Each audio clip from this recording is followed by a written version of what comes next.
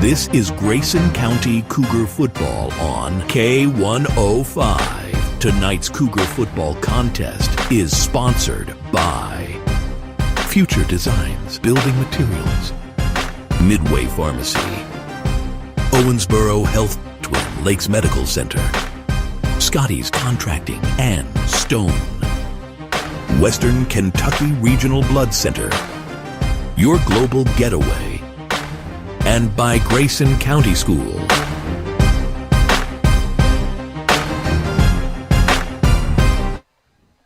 The lights return to Cougar Stadium, but tonight they shine with playoff meaning.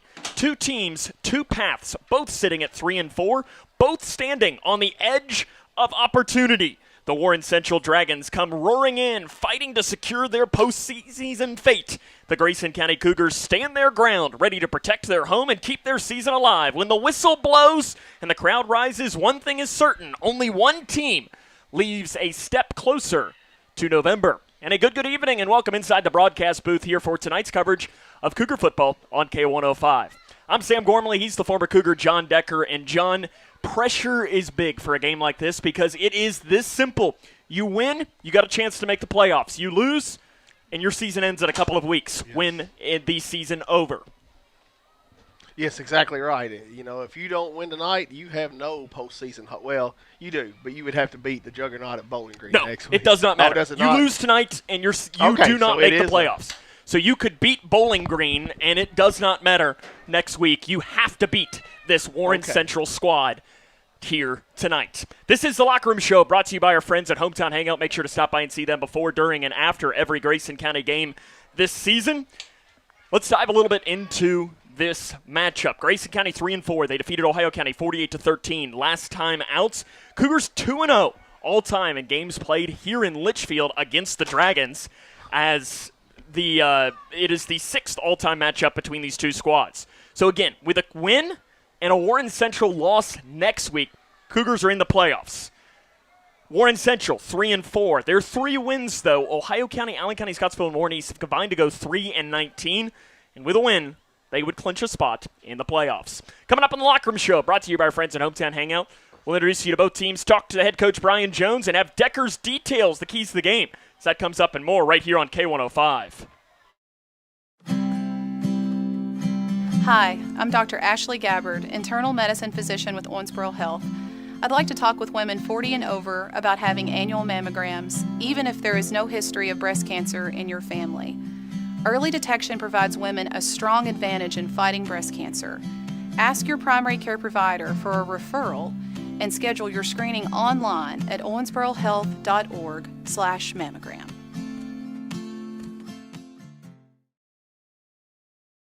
Dear Coach. Dear Coach. Dear Coach, they don't teach you that inner strength is the most important kind of strong, but you taught me that.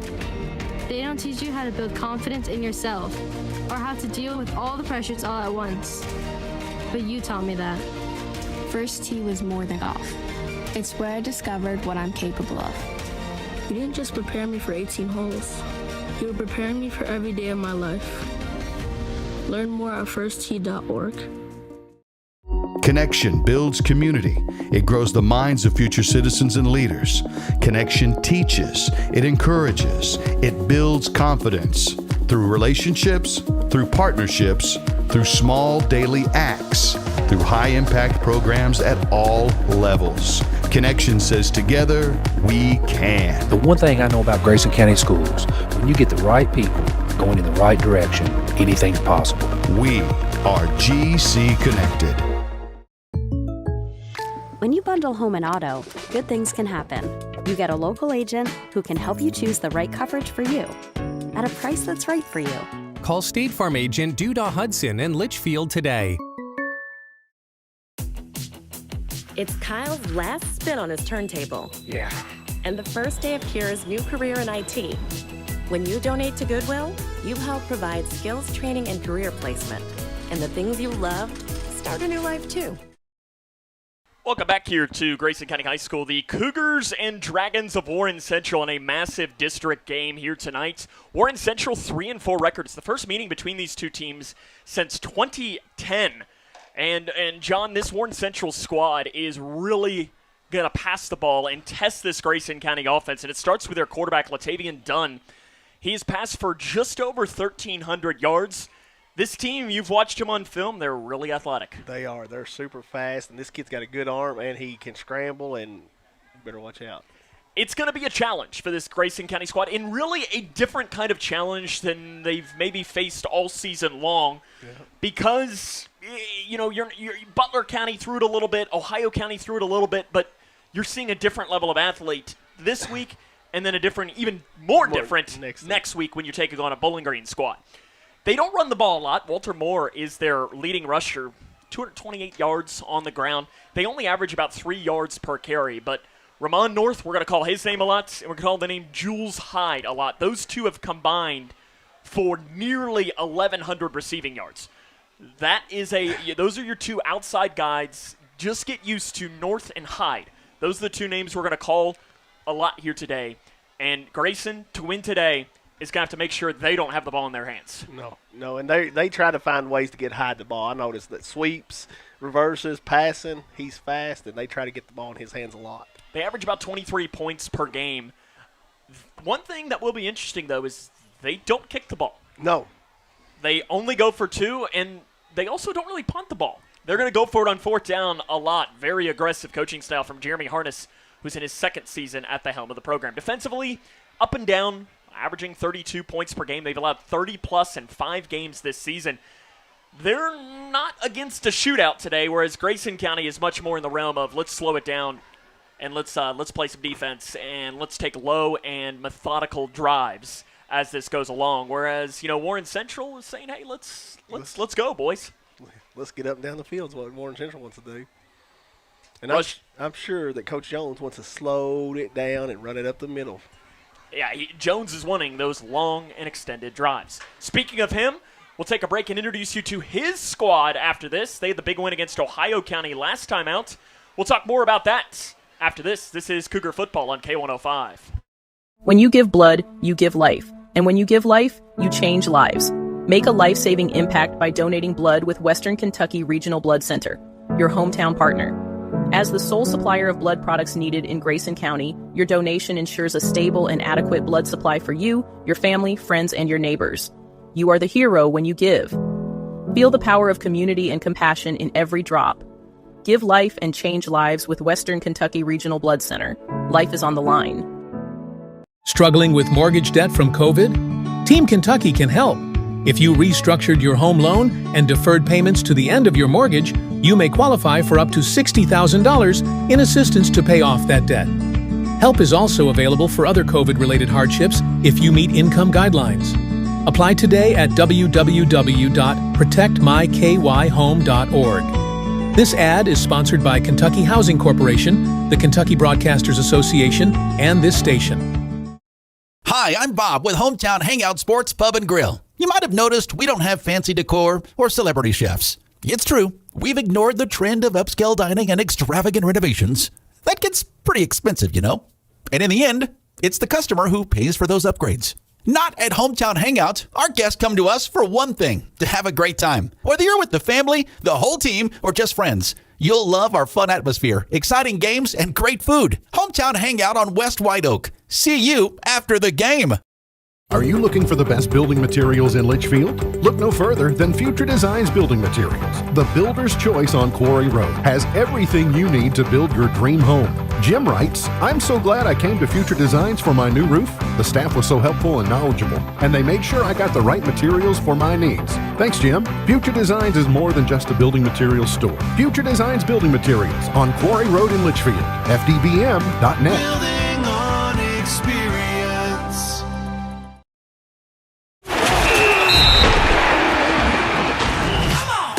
Cougar Football on K105. Welcome back to Cougar Stadium, Grayson County and Warren Central. We're about 20 minutes until kickoff as the Cougars try to make the playoffs today against Warren Central. Again, we went over it.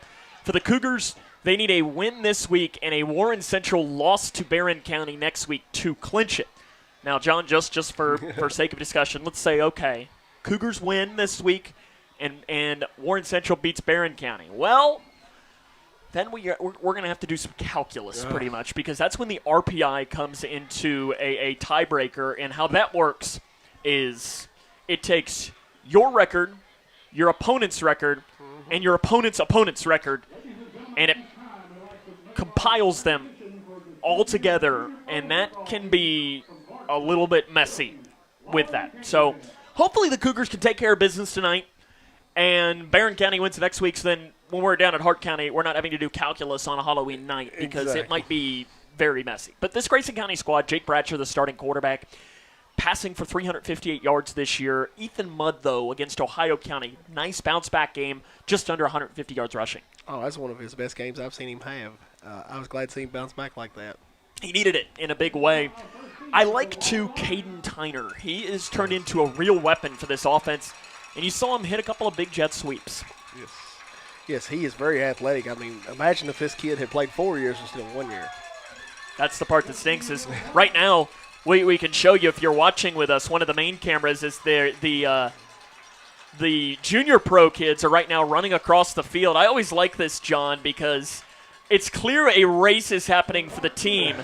Heck, even there's a coach out there running. He is. Uh-oh. He's losing right now. Look at them all running. Well, we got My parents. goodness. We got parents running here with the Clarkson team and coaches. Oh, boy. John, I need to stop for oxygen halfway through. I love that. Oh, somebody just fell down. Oh, he's okay. He's monster. up. He's still not going to lose, though. Look at the closing speed. I love it. It is junior pro night here tonight at Grayson County. Makes for a lot of fun, because this is the future of Grayson County, and it's important to have these connections. Yes, it is, and it's important for those kids to come out and watch a game like this that's this meaningful, and hopefully they'll want to be a part of it someday. Jamison Buster, another player you'll need to know tonight. Shane Hall also leads the team in catches. He's got 19 of them. The red zone has been an area, though, that Grayson County's had a lot of success this year. In fact, they've only had one unsuccessful scoring trip into the red zone, and that was that play against McLean County. You might remember where there was the play in the end zone, and there was pass interference. They didn't call it. So that's your only miss, is maybe one that you should have gotten another chance at it, but you didn't. You did. But still, 17 out of 18 on red zone attempts. That's going to get it done. I think Coach Jones will be happy with that percentage. I think he would. In fact, we'll take a break, and when we come back, we'll talk to him about just that and more. As Grayson County and Warren Central in a massive district game coming up. This is Cougar Football on K105. Midway Pharmacy is your trusted local partner in health and wellness, offering free delivery so you never have to worry about picking up your medications. The friendly staff knows you by name and is always ready to assist you. Living and raising our families in the same community, they understand your needs. With a wide range of services and personalized care, Midway Pharmacy is here to make your life easier and healthier. Visit or call any countywide location today of Midway Pharmacy. Okay, time to see if I got it.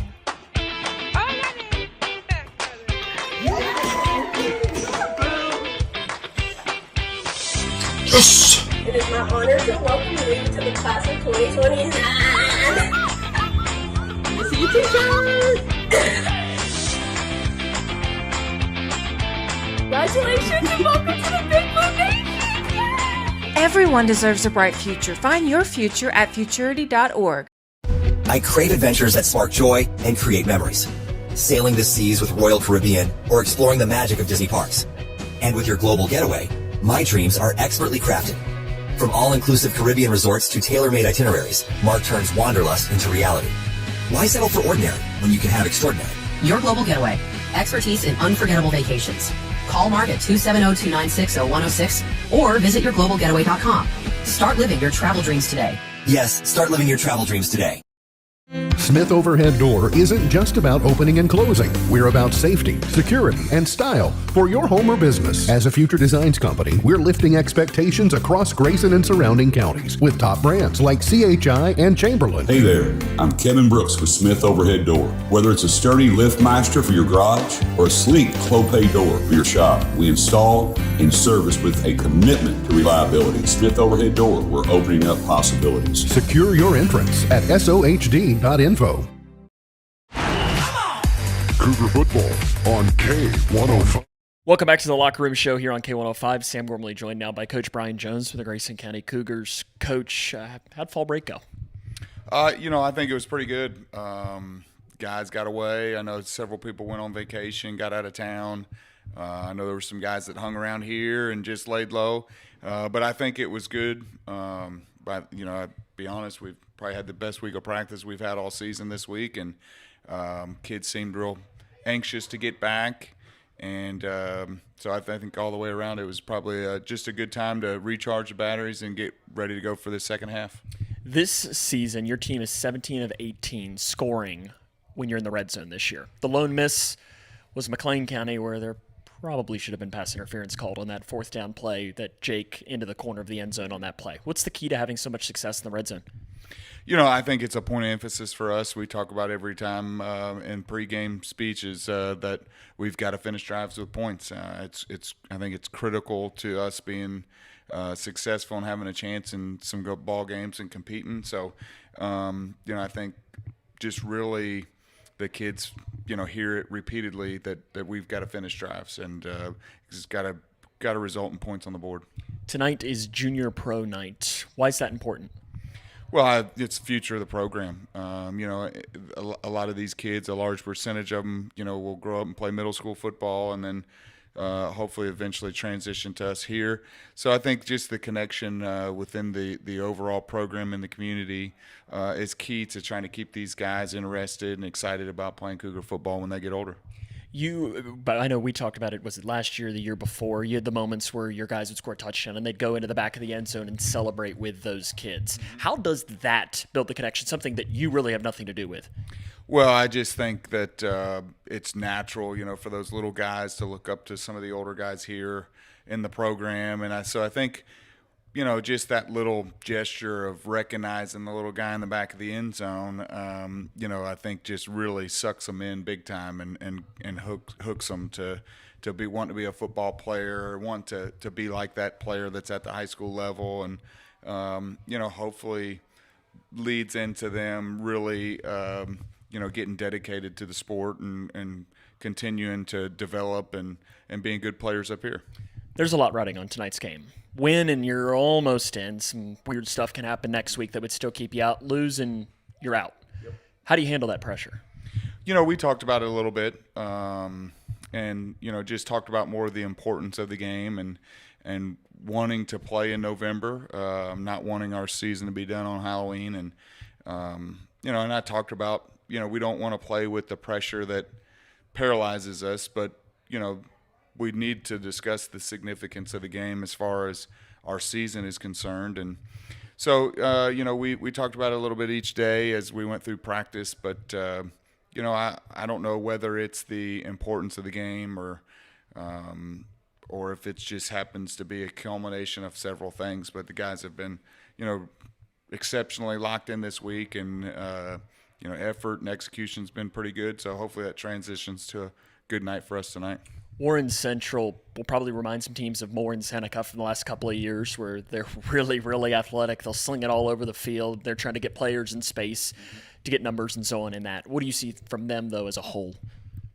I think that's a great correlation, the Seneca and Moore games over the last few years. I don't know if they're quite as physical as those teams were, but, athletically and everything reminds me a lot of them. Like you said, quarterback's got a cannon for an arm and can make all the throws, and if their guys get in space, they can be exceptionally dangerous. So, for us, a good offense is a good defense. If we can play keep away and have long, sustained drives, I think that will prove beneficial for us tonight. You are not going to out-athlete this team, probably at any single position on the field tonight. How do you beat athleticism? Well, I think we got to be super disciplined. Sometimes athleticism can get you in trouble, aggressiveness, so some misdirection things. But, we're going to hang our hat on our option game, our run game, and try to live in that 3 to 5 yards in a cloud of dust and maintain drives that finish in points. And so I think being physical, controlling the line of scrimmage can neutralize some of that athleticism. So hopefully, our size and strength will pay off and try to neutralize some of that speed and athleticism that they have.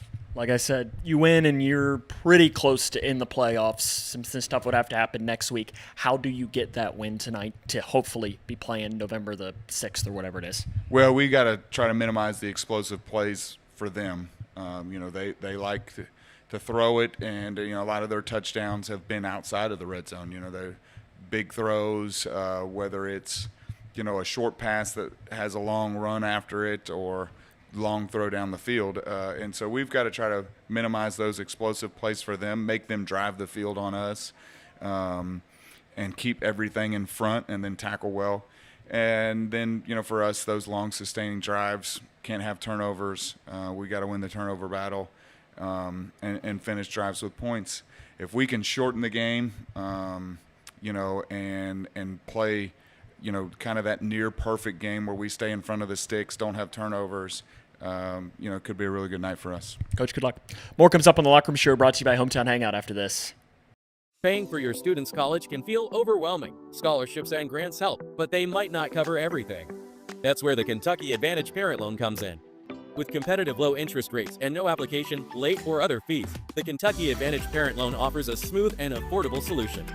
Owned and managed by a state-based nonprofit lender, we're committed to helping families like yours. Apply today and take the next step in supporting their dreams. Visit KentuckyAdvantageLoan.com or call 800-988-6333 to learn more. When I grow up, I want to be a ballerina. Because dancing makes me happy. I get to entertain people, and nothing makes me feel more like me. PI impacts millions of children's lives. Early and accurate diagnosis and treatment gives children like Olivia a chance to achieve their dreams. It takes a great team to put on a show. It also takes a great team of caring people to keep a dream alive. And now my dreams are coming true. For more information, visit our website at info4pi.org. Food isn't just fuel to live, it's fuel to grow.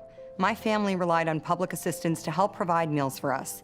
These meals fueled my involvement in theater and the arts as a child, which fostered my love for acting. The Feeding America network of food banks helps millions of people put food on the table. When people are fed, futures are nourished. Join the movement to end hunger, and together we can open endless possibilities for people to thrive. Visit feedingamerica.org/actnow. For each life moment, your kids could get free or low-cost health coverage from Medicaid or CHIP. Kids up to age 19 are covered for checkups, vaccines, dentist visits, hospital care, and more.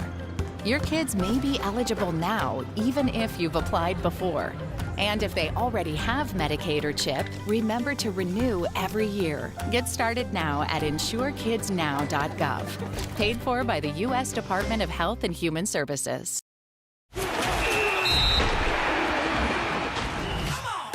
Cougar football on K105. Welcome back here to Cougar Stadium, Grayson County, and Warren Central here for the Cougars win, and you're almost in.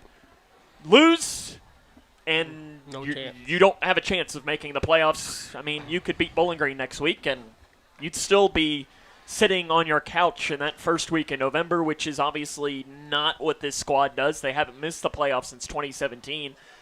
There is pressure riding on a game like this, and John, sometimes pressure can be a good thing, and sometimes it can be a bad thing. It can be, but hopefully these guys tonight will step up to the pressure and accept the challenge and want to be in the playoffs because they're not used to sitting at home in November. Do you believe in pressure? No. Or is it one of those things that once the game begins, I was gonna say, it's not even really a once thing? that horn blows in 6 minutes, you don't think about it. Just in the back of your mind, and that's where I think your key is having a quick start. Yes. Because then you're out in front, you can alleviate that pressure. The last thing you want is to fall behind by 2 scores because then pressure does start to mount in. Then it does get in your head. You know, you start thinking about it. And you don't want to get behind 2 scores to this team because I'm not sure you can catch up if you get behind 2 scores to this bunch tonight. They're just too athletic. How did the Cougars pick up a win? Decker's details for today's game. Hey, you've heard me say this almost every week, but this week it's probably the most important. I'm sure Kevin Embry has preached contain. You have to contain their quarterback done. He can run. He can pass. He's very athletic, great arm. So contain him. And then our offensive side of the ball, we have to be able to run the ball up the middle. Ethan Mudd's got to have a game like he did against Ohio County. That'd be really nice to get a game like this. Long, sustained drives is a big key for this game as well. But more importantly, long sustaining drives, John, that end in points. Got to find a way to punch the ball into the end zone and get points in this. Well, that's enough for us. This has been the Hometown Hangout Locker Room Show. When we come back, it's one of the biggest regular season home games in a while for Grayson County. The crowd is ready. Everybody's on the edge of their seat. They're doing the coin toss right now. We'll tell you who gets the ball first. Grayson County and Warren Central comes up next, as this has been the Locker Room Show on K105. Across Kentucky, treatment providers, state and local governments, and nonprofit organizations are working together to support your pathway to long-term recovery. These providers and communities of recovery will walk alongside you and help you find your recovery journey. If you or a loved one is struggling with addiction, the KY Help Call Center can connect you with resources right now when you call 833-8KY-HELP. You can also visit findhelpnowky.org to find treatment options near you. In life, things aren't scripted. If you're an athlete, we need people like you and translate those skills to officiating. You can get a lot out of it. It happens in every town, in every game. We never have a perfect game, but the rewards always outweigh the negativities.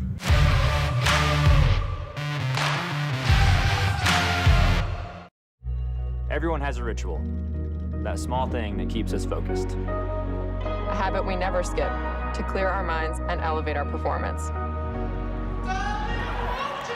But what do you do to keep your head in the game, to drown out that self-doubt and support your mental health? Because being your best isn't just about taking care of your body.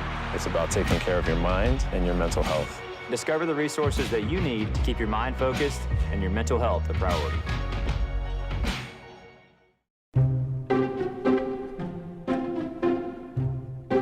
When garbage is thrown on the ground, tossed out a car window, illegally dumped, or poured down storm drains, it all ends up in our streams and lakes. Which means that pretty soon we'll be reeling in more trash than fish. Do your part to keep our new Kentucky home clean. Thanks, Team Kentucky.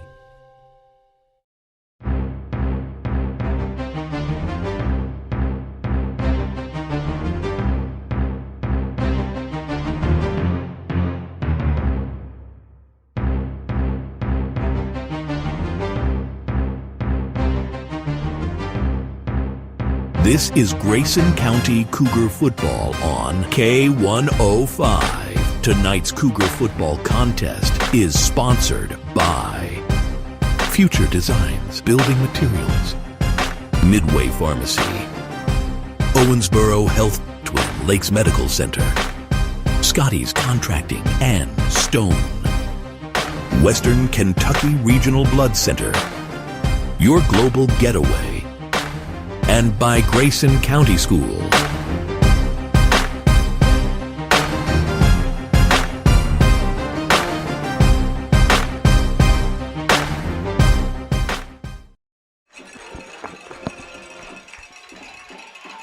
We'll do the shout out to McGee.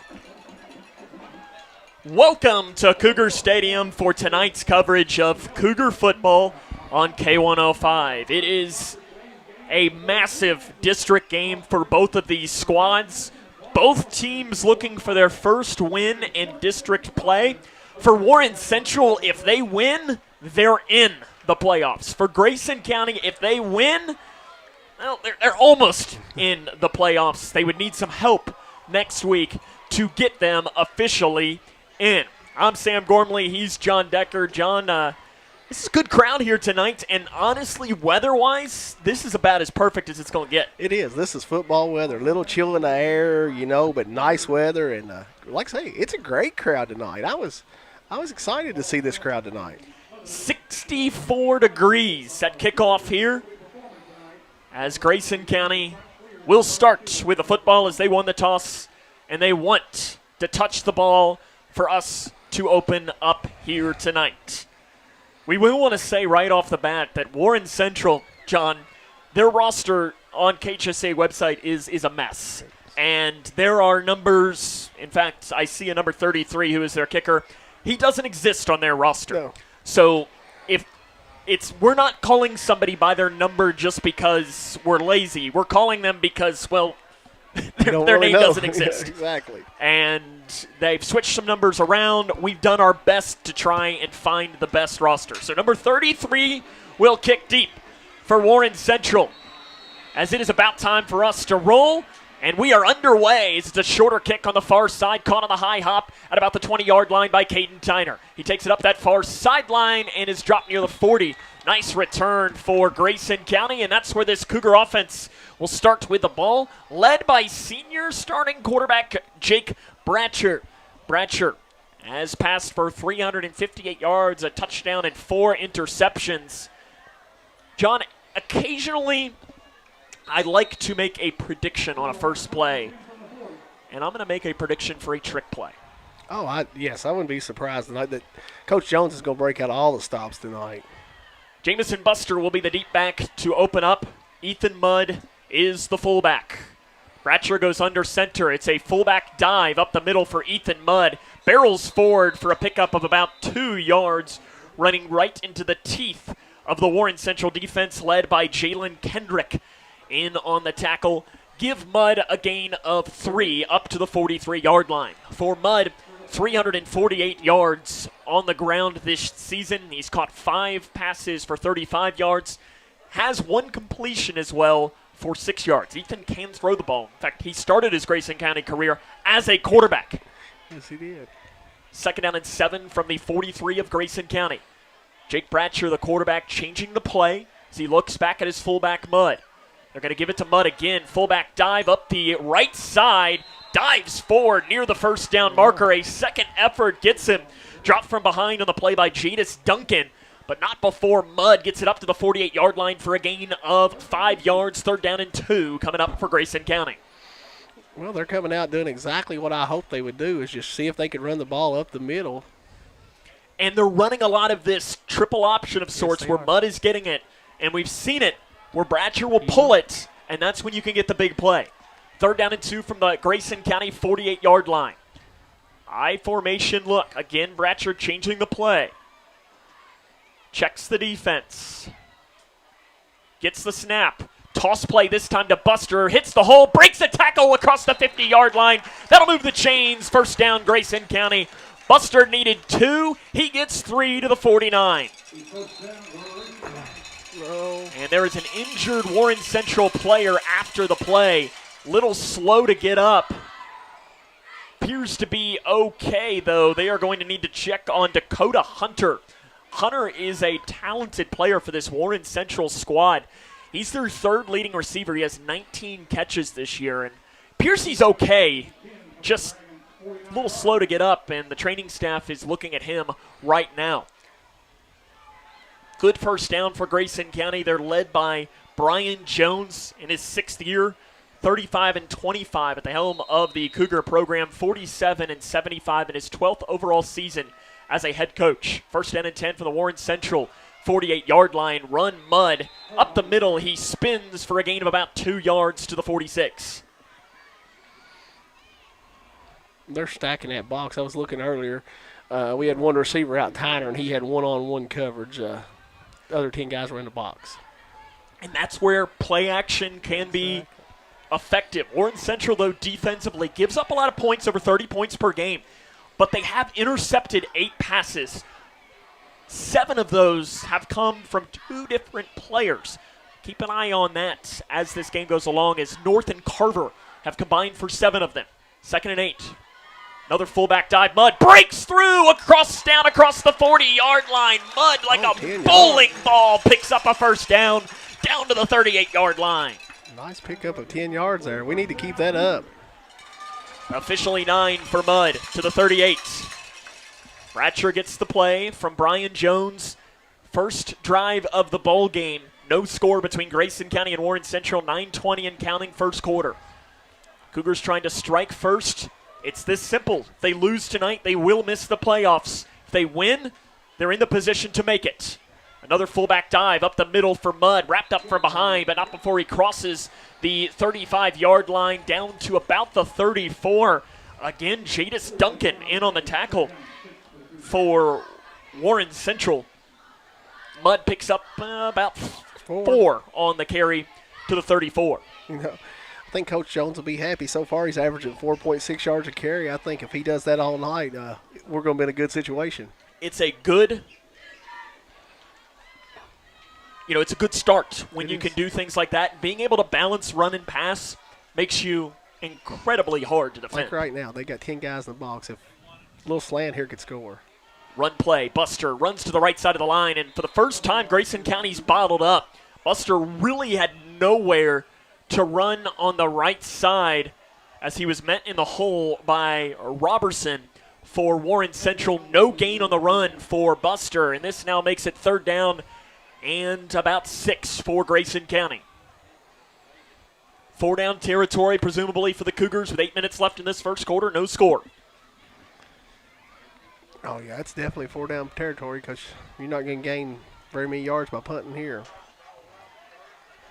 Offset I formation. They got a wing back, Lane Beasley on the left side of the line. Maybe look for a toss play to that near side. Warren Central jumps. They get back off, but I think that should be 5 free yards for Grayson County. Jake Bradsher has had a lot of success with the hard count this year. And as a former defensive lineman, there's nothing more frustrating than when you jump off. It isn't.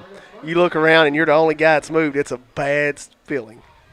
It is officially offside. That now makes it 3rd down and 1. Now, John, you got the entire playbook. Oh, yeah. Right now may be the perfect time if you got one-on-one coverage over here with Tyner or Hall. And you do. And it is just a run play. Buster, he goes right side, crosses the 25-yard line, and it moves the chains. 1st down, Grayson County. 5 yards down to the 24 for Jamison Buster. Buster leading the team this year, averaging 5.6 yards per carry. He primarily started the season as like a slot receiver, but has had to step into the running back role and has run it really hard, really well. And I think you get a good combination between Buster and Mudd. You do. It's kind of like thunder and lightning, I mean, he hits that hole explosive. Mudd will run you over. Buster can beat you with his legs. Yes, he can. Under 7 left, first quarter, no score. Grayson County has it 1st down and 10 from the 24-yard line. Right on cue, it's a toss play to Buster. He hits the hole at the 20-yard line and wrapped up as he crosses the 20. Touchdown saving tackle by Jonah Chapman for the Dragons. Cougars enter the red zone, though. Gain of 5 yards on the carry for Jamison Buster.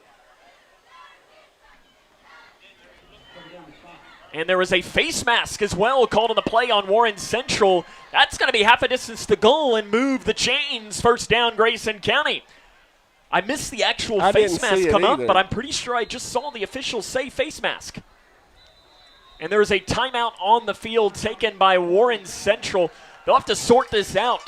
6:39 remaining in the first quarter. Great start for this Grayson County offense. John, before we waste any more time, I want to make sure that we do have a huge shout out to give. On Sunday, the man, the myth, the legend himself, Mr. E.E. McGee, Mr. Spirit will turn 89 years young. Mr. Spirit, I know he's not here tonight, but he is watching. I know I speak for you, John. I speak for our director, Zach, our entire crew, really everyone here at Cougar Stadium. Happy birthday, Mr. Spirit. We love you. Happy birthday. Can't wait to see you back here. Oh, I know he'll be here. He's going to be here at some point very soon. We're really excited to see him. But here's the thing, John. I know he's sitting in his lazy boy at home right now, and you don't think he's losing his mind every single play like he would be if he's here? Oh, I guarantee it. But again, happy birthday to Mr. Spirit, turning 89 years young on Sunday. Warren Central did take this timeout, and they did move the chains, so it's half the distance to the goal, moving the ball down to the 10-yard line. So it was a gain of 5, so it's really should be about the 9.5-yard line, but it's down to about the 10. 1st down and goal for Grayson County. From right to left on the radio dial. Man in motion is Beasley. Lines up as an H-back on the right side. They give it to Buster. He busts through the whole right side, dives towards the goal line, but he's about a yard short. They got him about the 1 or 2 with it by the ankles. Down at the 1, 9 yards on the run for Jamison Buster. Really nice run by him. And another touchdown saving tackle for Warren Central. Good start for Grayson County here tonight. I like the change of pace, too. You started out with mud, slow, methodical up the middle, and then you just start to hit them with the speed now. 2nd and goal from the 1 for Grayson County, looking for their first lead of the game here on this opening drive in a massive game. I call it maybe the biggest regular season game in recent history. Under center goes Bratcher. Calls for Beasley in motion from the far side to the near side. They give it to Mudd, and he is in the end zone. Left side, touchdown, Grayson County.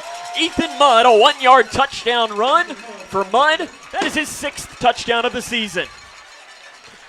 Well, we got off to the fast start that we wanted. We ate up half the quarter, so I think Coach Jones will have to be happy with that one. 11 plays, 60 yards, 6 minutes, 3 seconds. Yeah. That's Cougar football. Lane Beasley to attempt the extra point. High snap, puts it down. The kick is good. Beasley puts it through. 5:57 left first quarter. Cougars lead 7-0. It's Cougar football on K105.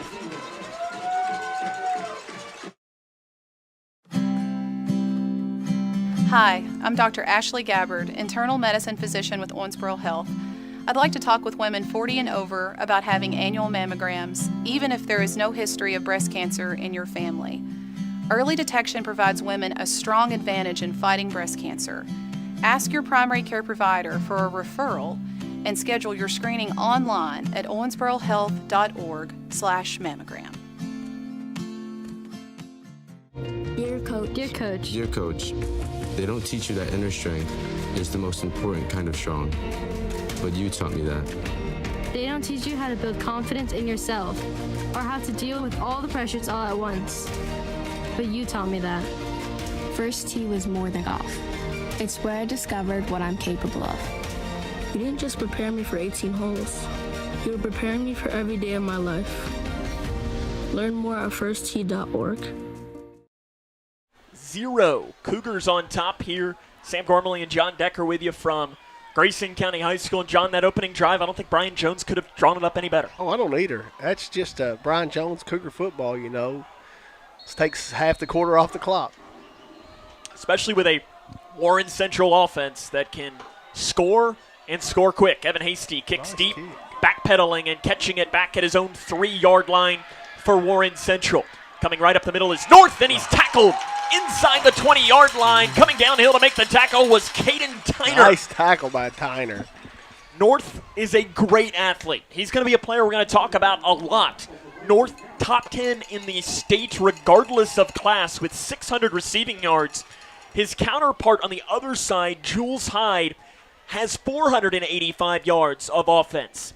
They are going to pass the ball a lot as they average this season nearly 200 yards a game through the air. Warren Central, though, will start just inside their own 20-yard line. Man in motion is North. They're going to give it to him on the jet sweep. He's trying to find the edge up that far side, and he's got it.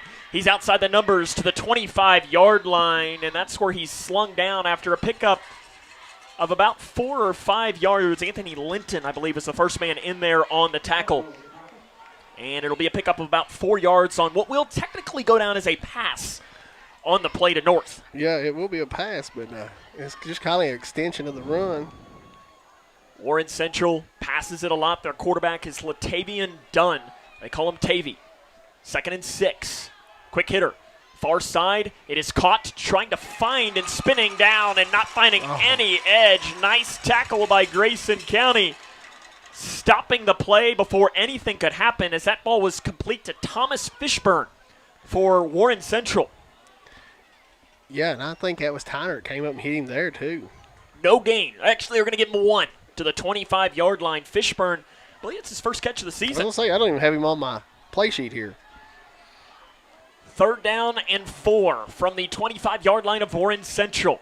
Shotgun formation for Dunn, the quarterback. And it is a run play up the middle and slinging down short of the first down marker. As the ball was given to Walter Moore, Cougars weren't fooled at all. It'll be 4th down and short, and John Warren Central really does not punt the ball. No, they're going to go for it. From everything I saw in the film I watched, they're going to go for it. Gain of 3 on the run, 4th down and 2. Cougars could get excellent field position. Ball from the 28-yard line of Warren Central. Check with me as Dunn looks towards his head coach, Jeremy Hartness. Hartness, a great offensive player himself, and Warren Central wants a timeout on 4th down and 2 with 4:04 remaining in the first quarter.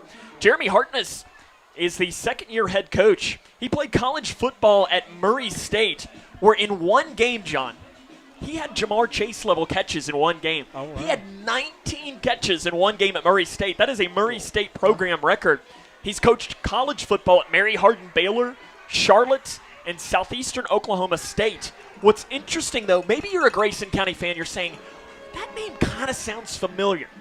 He played with John Hardin when Grayson County and John Hardin were in the same district. In fact, he played here in 2011, rushed for 106 yards and 2 touchdowns against the Cougars. Well, they do have somebody out back there in punt formation. Whether they kick it or not, I don't know. Got to be ready for maybe a fake punt. Warren Central looks like they might actually punt here on 4th down and 2. Bad snap, and they get it away. Not a bad punt over to the far side. Takes a big Warren Central bounce, and it's picked up by Caden Tyner at the 35-yard line. He breaks one tackle, tries to break a second. And Caden Tyner gets a return of a couple of yards, and Grayson County's offense trots back out. It's very close to a late hit, John. Yeah, it was. They dived in on him after. You hate to see it because that's how injuries happen. I think it was probably one of those that he missed on the hit. Yeah. Which is why they didn't call a penalty. I think so. Cougars having it officially on their own 38-yard line. They lead 7-0 in this game. First drive was art for the Cougars. Let's see if the second drive can be much of the same.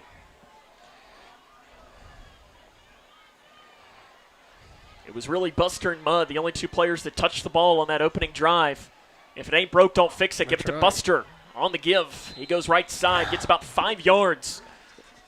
Running into the teeth of that defensive line for Warren Central.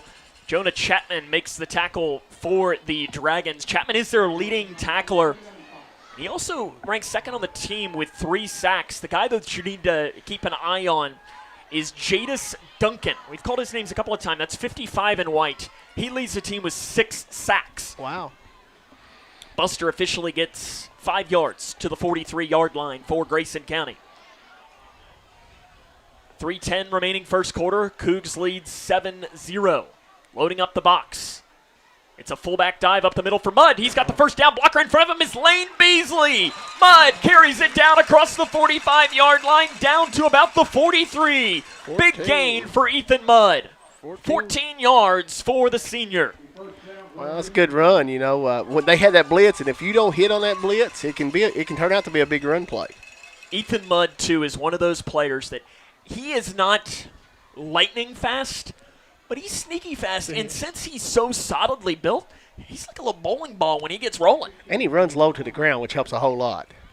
First down and 10 from the 43-yard line, 2.5 remaining in the first quarter. Grayson leads 7-0, trying to add to their lead here against this Warren Central defense. Under center is Bratcher. Toss play is Buster. He goes high side, hits the hole, down inside the 35-yard line, cuts back towards the middle. He's down to the 20. Big gain for Jamison Buster. Brought down on the play by Warren Central, down at the 20-yard line. Gain of 23 yards on the run for Buster. You know, I've been saying all year I'm waiting for him to bust the big one. There it was. I mean, he had a real opportunity there. Cougars enter the red zone this year. They have been elite in the red zone, 18 of 19. The only time they have not succeeded in the red zone this season was the play, if you remember back against McLean County, where it's just me and you talking, right, John? There should have been pass interference. They missed the call, and it was on 4th down, and the Cougars didn't score that time. First down and 10 from the 20 as they're back in the red zone right now. Misdirection toss to Buster, and that play was kind of doomed from the start. So it looked like maybe Buster went to the wrong side of that because Bratcher turned to the left and Buster went to the right. Buster gets, though, about 1. He gets 1 out of a busted play. I mean, that was just a busted play, and they at least got some positive yards on it. He does get 1. Second down and 9 now from the 19-yard line. Cougars lead 7-0, 1:10 remaining in this first quarter from Cougar Stadium. A picture-perfect October evening. Few clouds in the sky and crisp but not cold. No, it's not cold. Feels great out here. Remaining with the eye, Cougars have still not thrown the ball. Toss play to Buster. Buster goes up the middle on that right side, dives towards the first down marker. He's a couple of yards short, though. Buster gains about 7 up that high side of the field down to about the 13. We'll see where they officially place this ball. Near side. Oh, he's actually a lot shorter than he is. The near side, it's down to the 14. It's only 5 yards. The near side judge, John, had him down at the 11. That's what I thought. I thought, well, he's going to be real close to that first down marker, but Cougars do not need to snap it if they don't want to, and it appears Brian Jones will be more than fine with taking a 7-0 lead here at the end of the first quarter. Cougars lead 7-0 as this is Cougar football on K105. Connection builds community. It grows the minds of future citizens and leaders. Connection teaches. It encourages. It builds confidence. Through relationships, through partnerships, through small daily acts, through high-impact programs at all levels. Connection says together, we can. The one thing I know about Grayson County Schools, when you get the right people going in the right direction, anything's possible. We are GC Connected. When you bundle home and auto, good things can happen. You get a local agent who can help you choose the right coverage for you at a price that's right for you. Call State Farm agent Duda Hudson in Leitchfield today. It's Kyle's last spin on his turntable. Yeah. And the first day of Kira's new career in IT. When you donate to Goodwill, you help provide skills training and career placement. And the things you love start a new life too. County leads 7-0 as we get ready to start the second quarter. And, John, I think, the Cougars are going to have it third down and manageable. This is about as good as a start as you could have for Grayson County. Yeah, it is. And like I said, here we could go up 2 scores early in the second quarter. I think everybody in these stands will be really happy with that. And the Cougars still have yet to pass the ball. No. Cougars have run 15 plays, averaging 5.9 yards a carry. And, John, it's one of those things that if it ain't broke, don't fix it. Leave it alone.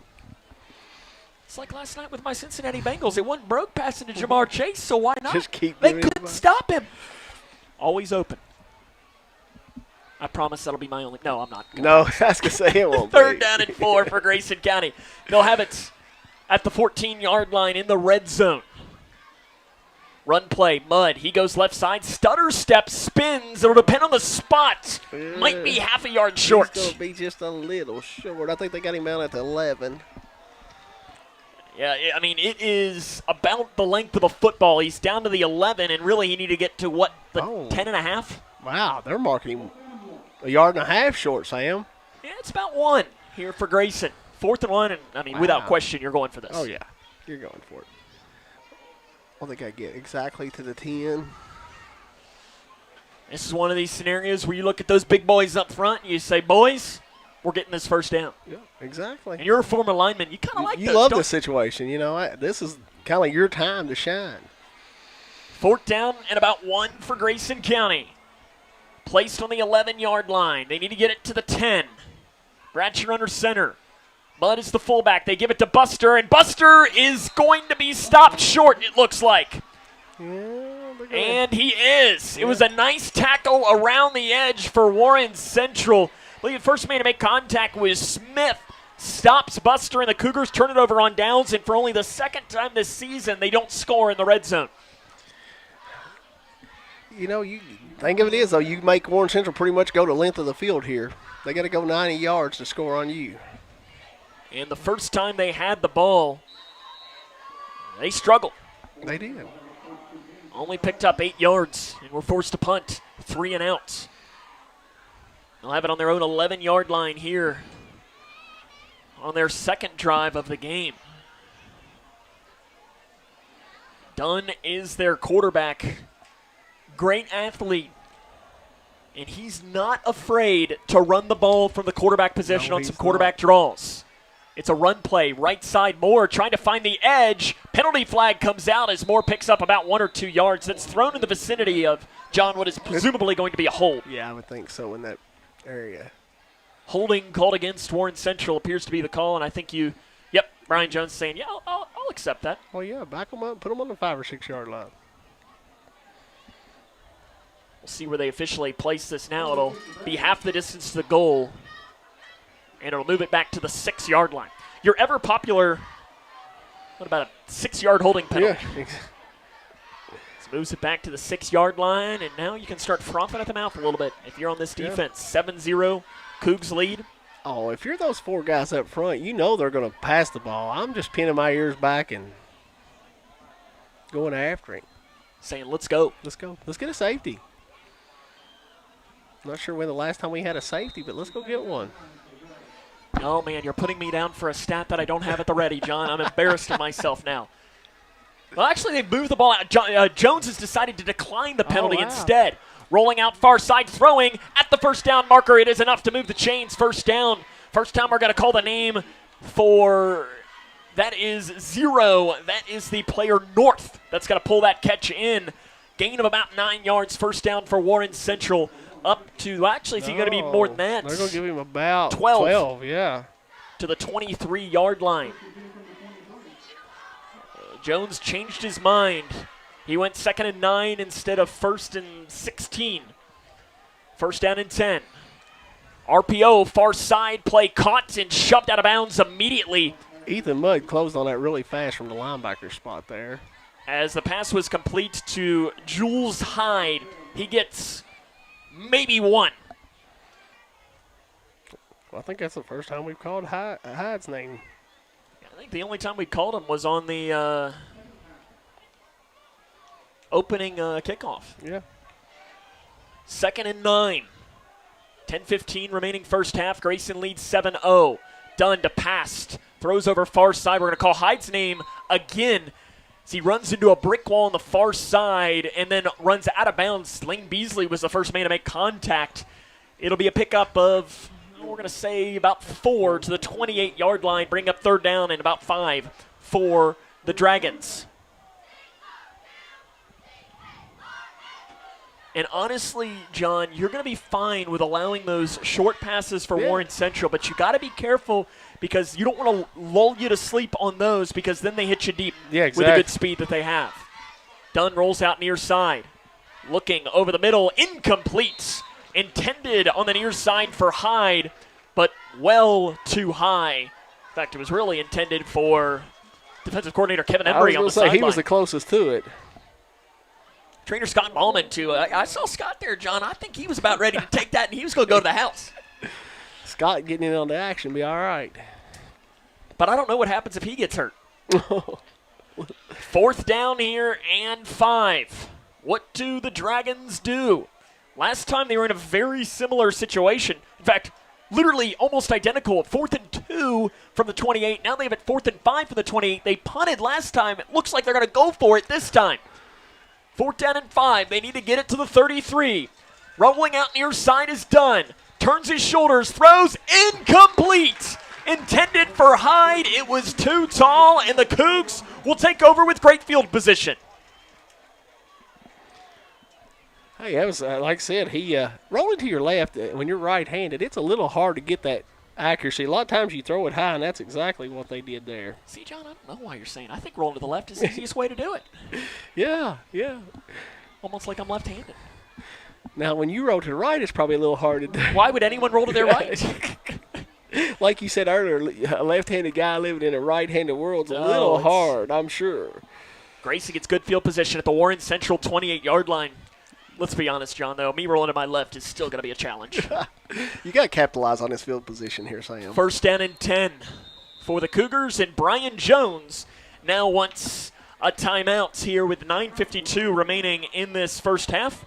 Let's see if I can't run down a score or two from around the region. As the end of the first quarter, Somerset leads 14-0 here at the end of the first quarter. South Warren leads Central Hardin 28-0. Hart County and Butler County tied at 0 at the end of the first quarter. Adair leads Edmondson 9-0 at the end of the first quarter. Paducah Tillman at the end of the first quarter 7-0 on Warren East. Barron and Macon County, Tennessee 7-7 at the end of the first quarter. E-Town over Metcalf 12-0 at the half. Logan County leads Franklin Simpson 14-0 at the end of the first quarter. And Glasgow all over LaRue County 28-0 at the end of the first quarter. Well, Sam, you forgot a real important score at almost halftime. Louisville 14. 33-31 last night. The Cincinnati Bengals beat those darn Pittsburgh Steelers. Well, that was a good game, but this Louisville beating Miami 14-10 is a pretty good game, too. You can't see me right now. I'm holding up the U. First down and 10 for Grayson County out of the timeout. We're seeing the shotgun for the first time. Bratcher rolls out near side. Pump fakes once. Keeps the eyes up, and he's just going to take it himself. He dives across the 25-yard line, gets down to about the 21 to the 22. Nice decision by Bratcher just to scramble it himself. Gains about 6 or 7 yards. They're going to say 7 down to the 21. You know, that little pump fake got him a couple extra yards there. Because Bratcher, he is maybe not an elite passer, but he can do a good job in passing to where you have to be honest. Yes, exactly. 9:20 remaining here in this first half. 7-0, Cougs on top. About to enter the red zone. Mudd to the right of Bratcher. Trips left side. 2nd and 4. RPO up the middle. Read option run for Bratcher. He gets down across the 20, down to the 19, but is smashed and brought down by Jadis Duncan.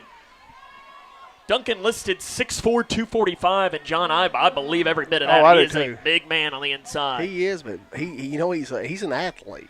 He's big, but he's an athlete. Only a junior. Gain of 2 yards, 3rd down and 1. They're a young team. I see a lot of freshmen and sophomores up and down their roster. This team, you think back, they went a long time without a win. They did. And they're trending in a positive direction under Jeremy Hartness, their head coach. Listening to his interview, I really like him. He seems like a good coach. Run play, up the middle, Mudd. Looks like he's got enough to move the chains. First down to about the 16. Give Mudd 3 yards, first down Cougars. Mudd running the ball very hard for Grayson County. That's now 9 carries for 44 yards. Jamison Buster is 10 for 56. Cougars already over 100 yards rushing in this game, and Grayson so far, according to your stats, John, averaging 5.2 yards per carry. You do that, you're going to win. Yeah, you're going to win about every game if you can do that. Especially when you look on the other side, and Warren Central has snapped the ball 5 times for 8 yards. Yeah, I'll take that. Yeah. 1st and 10. They're going to spread it out. 3 wide receivers to the left, 1 to the near side. Mudd is the fullback behind Bratcher. Mudd gets it. He goes left side, picks up about 4 or 5. As Warren Central had a couple of men in there on the tackle. Led on the play by Smith. And Smith, a little slow to get up after that play. He's limping a little bit. Give Mudd the gain of, we're going to say about 3. Okay. Down to the 13. In fact, actually, it might have been 4. 4. I think he got 4, yeah, because I think it was about the 17. He's to the 13. It's math. It's Friday afternoon. I didn't get home last night until 3 in the morning, too, John, so I'm a little tired. 7 minutes remaining in the first half. That was the thing. I turned it off and went to bed in a few minutes. Yeah, I wasn't that lucky. I had to wait 45 minutes in the parking garage to even get out. 2nd down and 6.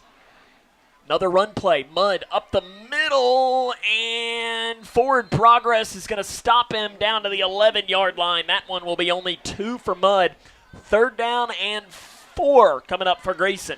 He got hit there, Sam, though, and he kept turning those legs and probably picked up an extra yard there. You don't bring Ethan Mudd down for a loss very often. No. He's so strong. 6:25 remaining first half. Cougs lead 7-0 against the Warren Central Dragons. Anthony Linton coming in. Eli Johnston checking out. Linton has been known in these short yard situations to pull down some catches. He will. He's a pretty good little tight end, and he's another one that's sneaky athletic. Short and stocky, but yeah. And he's in it. Kind of that H-back position on the left side of the line. Extra blocker in there for Grayson County as they're going to go in the eye. 1 wide receiver out to the left side. Beasley goes in motion rather. They're going to run right behind him, run for Buster. Buster breaks through, 5, touchdown Grayson County. Jamison Buster, an 11-yard touchdown run, and the Cougs lead 13-10, 5:44 remaining in the first half. There it is, there's that big explosive play from Buster, and if that would have been 50 yards, I believe he would have took it to the house there. He had a wide open, the line did really well there. Jamison Buster, 5:44 remaining here in this first half. Puts the Cougars up 13-0. Lane Beasley trying to make it 14-0. Eli Johnston, the holder. He had a couple of good holds against Ohio County. Another good hold here. Just gets it away, and the kick is good for Beasley. Cougs lead 14-0. 5:44 remaining in the first half. This is Cougar football on K105. When you give blood, you give life. And when you give life, you change lives. Make a life-saving impact by donating blood with Western Kentucky Regional Blood Center, your hometown partner. As the sole supplier of blood products needed in Grayson County, your donation ensures a stable and adequate blood supply for you, your family, friends, and your neighbors. You are the hero when you give. Feel the power of community and compassion in every drop. Give life and change lives with Western Kentucky Regional Blood Center. Life is on the line. Struggling with mortgage debt from COVID? Team Kentucky can help. If you restructured your home loan and deferred payments to the end of your mortgage, you may qualify for up to $60,000 in assistance to pay off that debt. Help is also available for other COVID-related hardships if you meet income guidelines. Apply today at www.protectmykyhome.org. This ad is sponsored by Kentucky Housing Corporation, the Kentucky Broadcasters Association, and this station. Leads 14-0 with 5 minutes and 44 seconds remaining in the first half of play, and it's just been a great start for this Cougar squad. And John, you've had 3 drives. All 3 have moved the ball well, and 2 of them have ended in points. Yeah, and all 3 of them could have ended in points, Sam. We just came up about a yard short, so this offense is clicking, and so is the defense. Evan Hasty, big kick, backpedaling and catching at his own 3-yard line is High. High goes to the 15, to the 20, breaks a tackle there, goes to the 25, and a tackle happening by Lane Beasley again, and Eli Johnston I think might have been in there in the vicinity as well for Grayson County. Return goes up to about the 27-yard line. For Warren Central offensively so far, John, the Cougars have done a pretty good job. Yeah, what have they even got 10 yards total offense yet? According to your stats, they have 8 yards. 8 yards, yeah. So I think Coach Kevin Embry is going to be really happy with that. But they're big play threat. They are. You they can score. say that now, and you can blink, and they go 60 yards. Oh, yeah, in a few seconds. End of the first quarter, Bowling Green and Greenwood tied at 0. Wow. I thought that might be a pretty good game. 2 on each side. Dunn to pass. He steps up in the pocket. He's going to let it fly down the seam, and it is incomplete. Well overthrowing his receiver on the play. That was intended for North. North couldn't run it down, and it is going to bring up 2nd down and 10. Talk about an arm, Sam. He threw that about 50 yards in the air. And it's easy for him, Yeah, too. it just looks so natural. 2nd down and 10, and that's what you're going to see. You're going to see this Warren Central team. They're going to go with the quick hitters on the outside. They're trying to lull you to sleep before they hit you deep with a big play. And that was good that our safety stayed back there. 2nd down 10 from the 27-yard line of Warren Central. Run play up the middle, big hole, hitting the 40-yard line. Tackled on the play by Grayson County as Shane Hall brings down the running back. That was Moore, not before Moore carries it to the 40-yard line for a gain of 13 yards. Really the biggest play of the game so far for the Dragons, picking up only their 2nd first down. Yeah, their offensive line did a good job there, opening up a big hole for Moore up the middle there. Trips right side, one near side. Warren Central from right to left. Dunn gets the shotgun snap. Setting up a screen play. High side. North catches it. He's got it at the 45-yard line to the 50. He runs out of bounds, being chased on the play. And now we got some extracurriculars happening on the near side. Caden Tyner and a number 9 for Warren Central get into it after the play. Somebody threw somebody down. I don't know who this penalty is going to be on. I think it might be on Tyner. I think so, because number 9 got up clapping, so I'm assuming it's on Tyner, but I'm not real sure. Again, Warren Central's roster is a mess on KHSAA, and it is a personal foul called against Caden Tyner. The ball right now is at the 46 after that gain. It was a gain of 14 yards, but now this is going to turn into a gain of 31 yards after this.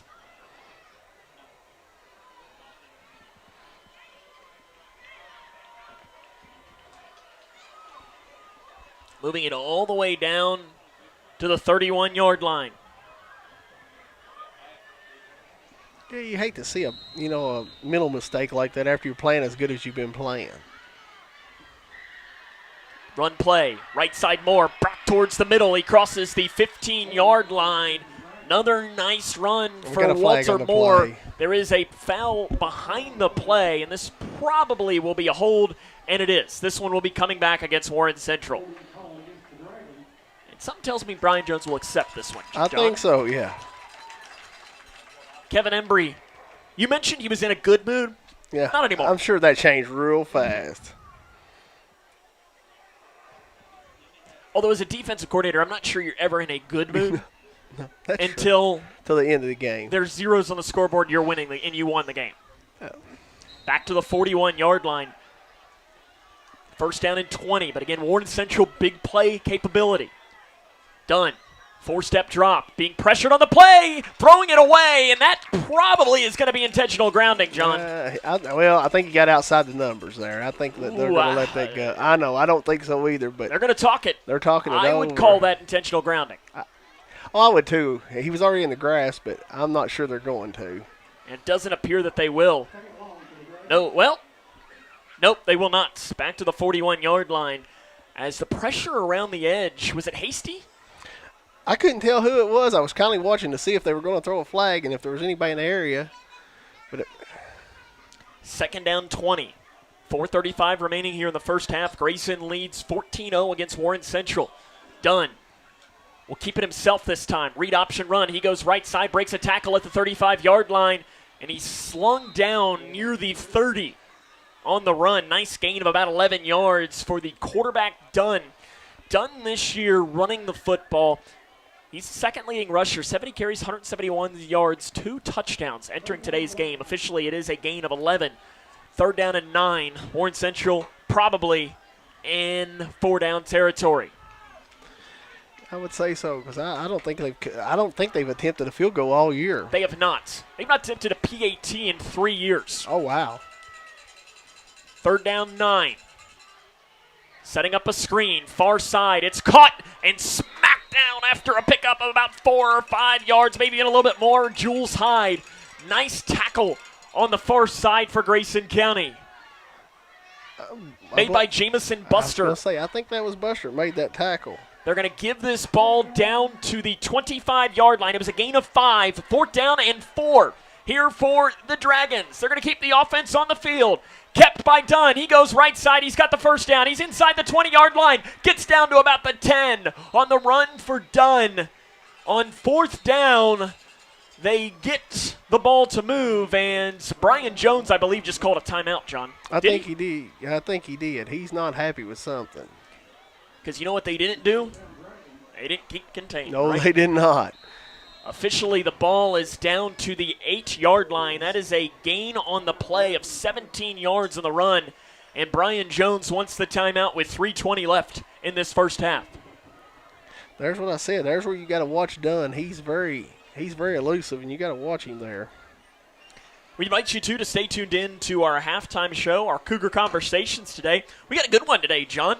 We're talking with Patty Dunaway. Oh, yeah. Grayson County High School alum, including a former player of one E.E. McGee on the girls basketball team. She explains what it was like to play for him. And, Patty went on to work for the Kentucky Transportation Cabinet and ended up, before she retired, she was the head state engineer. Yes, she was. She had a good career there with the State Department. And this is another one. Remember, watch the full version on the YouTube channel tomorrow because the full version, John, We mentioned a trigger word, transportation trigger word in Grayson County. Okay. It's the R word. Oh, no. Roundabout. I bet. I knew that was coming. First and goal from the 8-yard line. Grayson leads 14-0, 3:20 left in this first half. Warren Central trying to score here. Play fake, setting up the screen. It's caught by North. He's behind the 10-yard line. He goes down to the 5. He's inside the end zone. Touchdown, Warren Central. There are no penalty flags on the play, and the Dragons are on the board. Are there a penalty? Well, yes, there was a hold. There was the wideout on this on our side was holding. Jeremy Hartness is hot on the Warren Central sideline right now. It was obvious from where we were standing. See, I thought there was, but I didn't see any penalty flag come out. It's going to move the ball back to the 14-yard line. It is a 6-yard holding penalty. And see, here's the pro, John, is you're making them take long drives. Yes, I was going to say, you're bleeding that clock down. Trips right side. Ball placed in the near hash.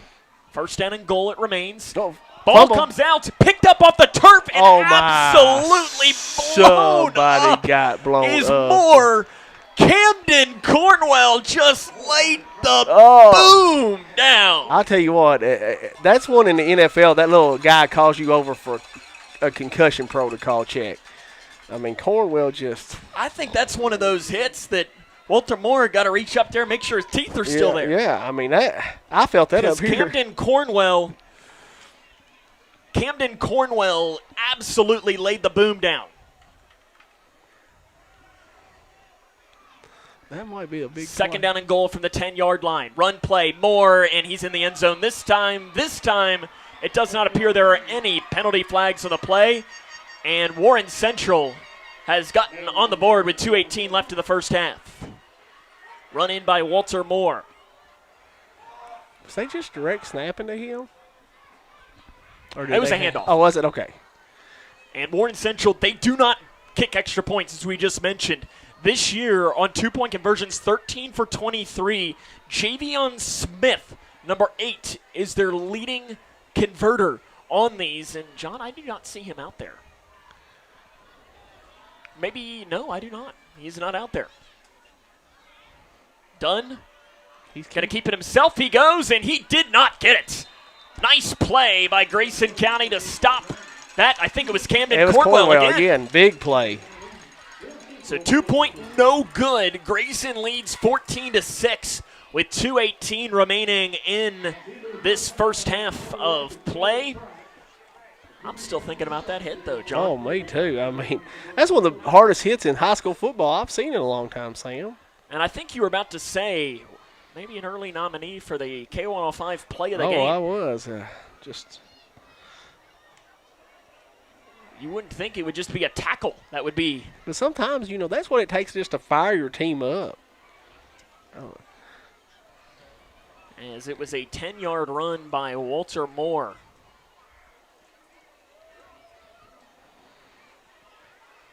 And now you got to see how aggressive you are if you're Grayson County. Big thing is Warren Central gets the ball to start the half. And I think you're going to see Coach Jones. I hope we don't see an onside kick here, but if we get the ball, I think you're going to see Coach Jones be aggressive. You may see some of the passing game this time. 2:18 remaining here in this first half. Grayson leads 14-6. They're not expecting the deep kick. They're on their 20, so.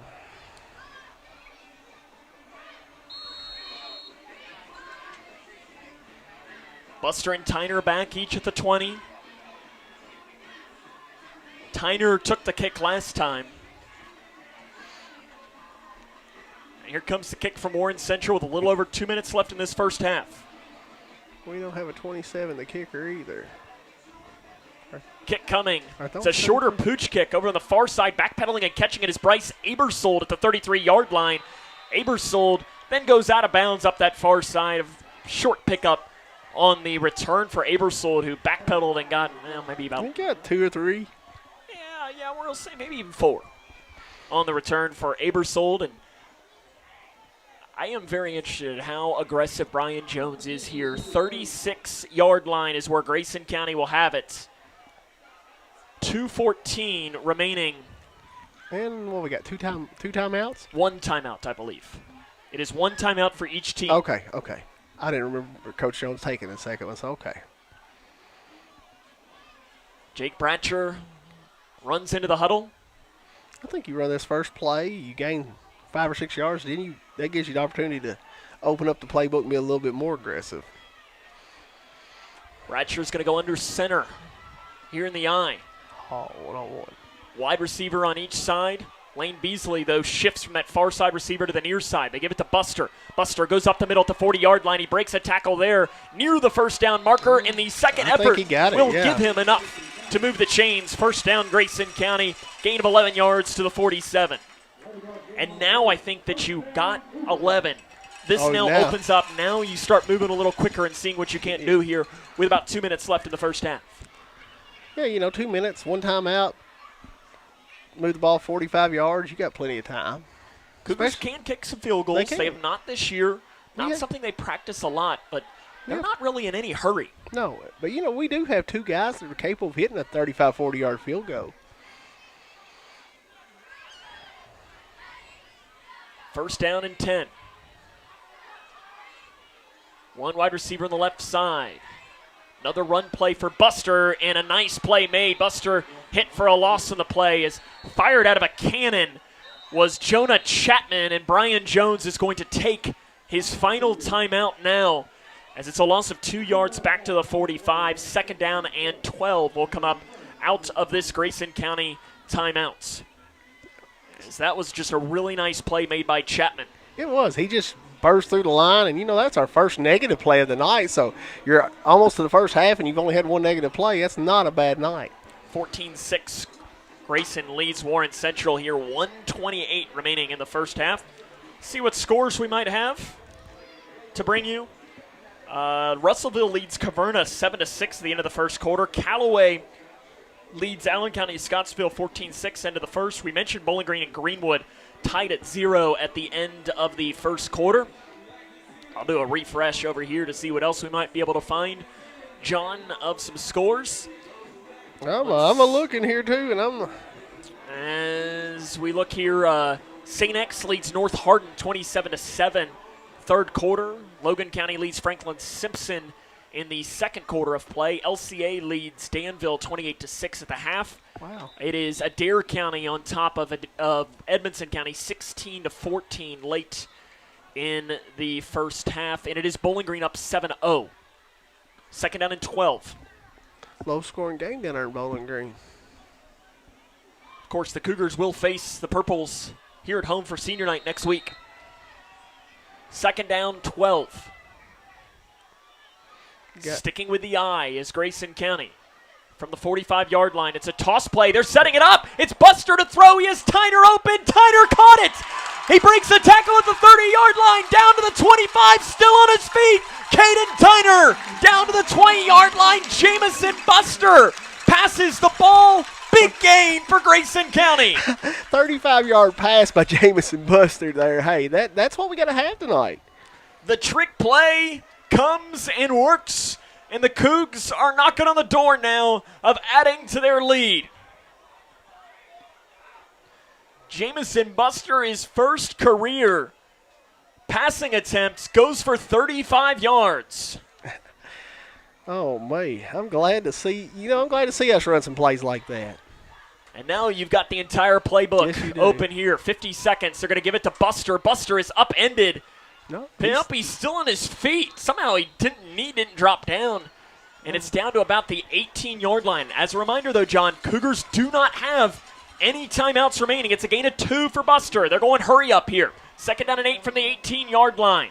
Offensive line has to get set. 32 seconds and counting. Bratcher under center. They're really wasting a lot of time, and they spike it. I don't know. They wasted about 5 seconds here. That's a lot of time to waste for a spike.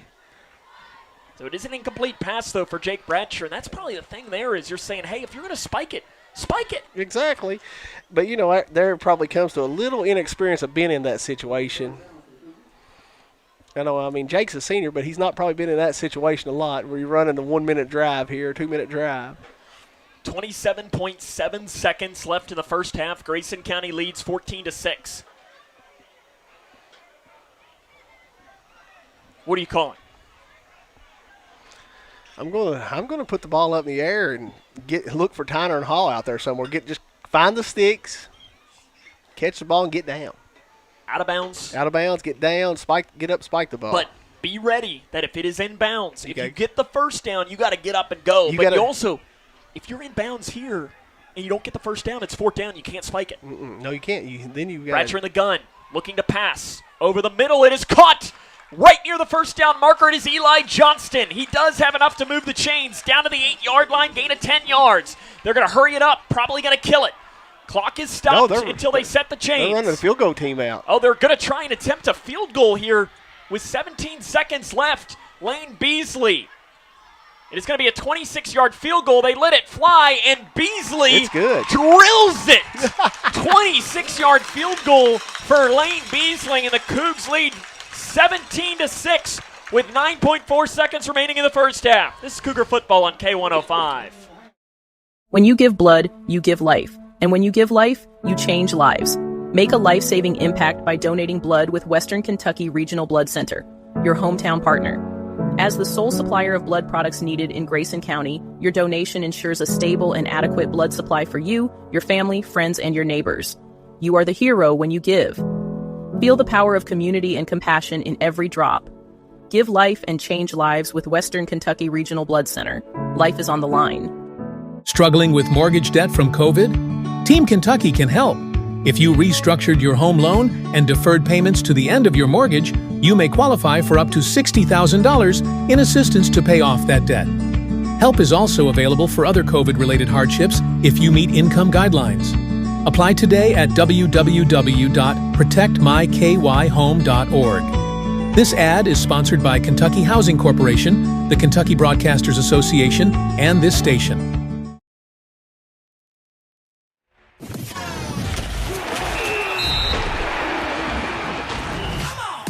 Cougar football on K105. Welcome back here to Grayson County High School. 9.4 seconds left. Cougars kick that field goal. John, I was a little surprised they didn't kill it and try and run one more play, but hey, you're getting points, and that's all that mattered. And I'll tell you what, Lane Beasley nailed that. Yeah, he did. There was no question about that. Beasley a kick away. He'll boom it deep here. And it's going to be caught at the 5-yard line by High. High goes up to the 20, he's to the 30, breaks the tackle there to the 35. He's up near sideline and shoved out of bounds with 1.5 seconds left. High gains about 40 yards on the return. And now you got to be careful if you're Grayson County. They've got a good arm. Send everybody back and don't allow a Hail Mary. I've got three. I'm playing my 2 or 3 safeties back on about the 10-yard line. Nobody gets behind you. But Bryce Abersaw made a nice touchdown saving tackle right there. And there was a penalty on the return. That makes it a lot better. Yes, it does. Let's see where they'll end up moving this ball now.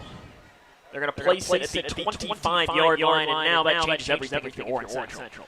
Do you kneel it now? You don't know what the quarterback arm they got. I just don't think if you intercept, it's like a punt.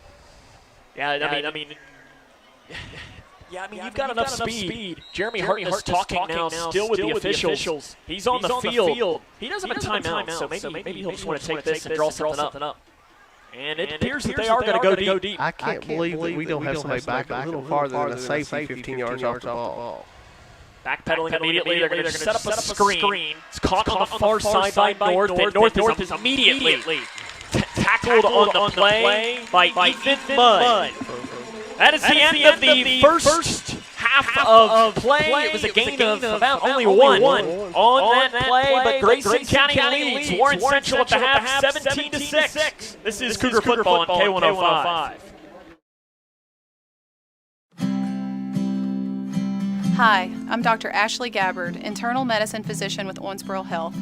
I'd like to talk with women 40 and over about having annual mammograms, even if there is no history of breast cancer in your family. Early detection provides women a strong advantage in fighting breast cancer. Ask your primary care provider for a referral and schedule your screening online at owensborohealth.org/mammogram. Dear coach, they don't teach you that inner strength is the most important kind of strong. But you taught me that. They don't teach you how to build confidence in yourself or how to deal with all the pressures all at once. But you taught me that. First tee was more than golf. It's where I discovered what I'm capable of. You didn't just prepare me for 18 holes. You were preparing me for every day of my life. Learn more at firsttee.org. Connection builds community. It grows the minds of future citizens and leaders.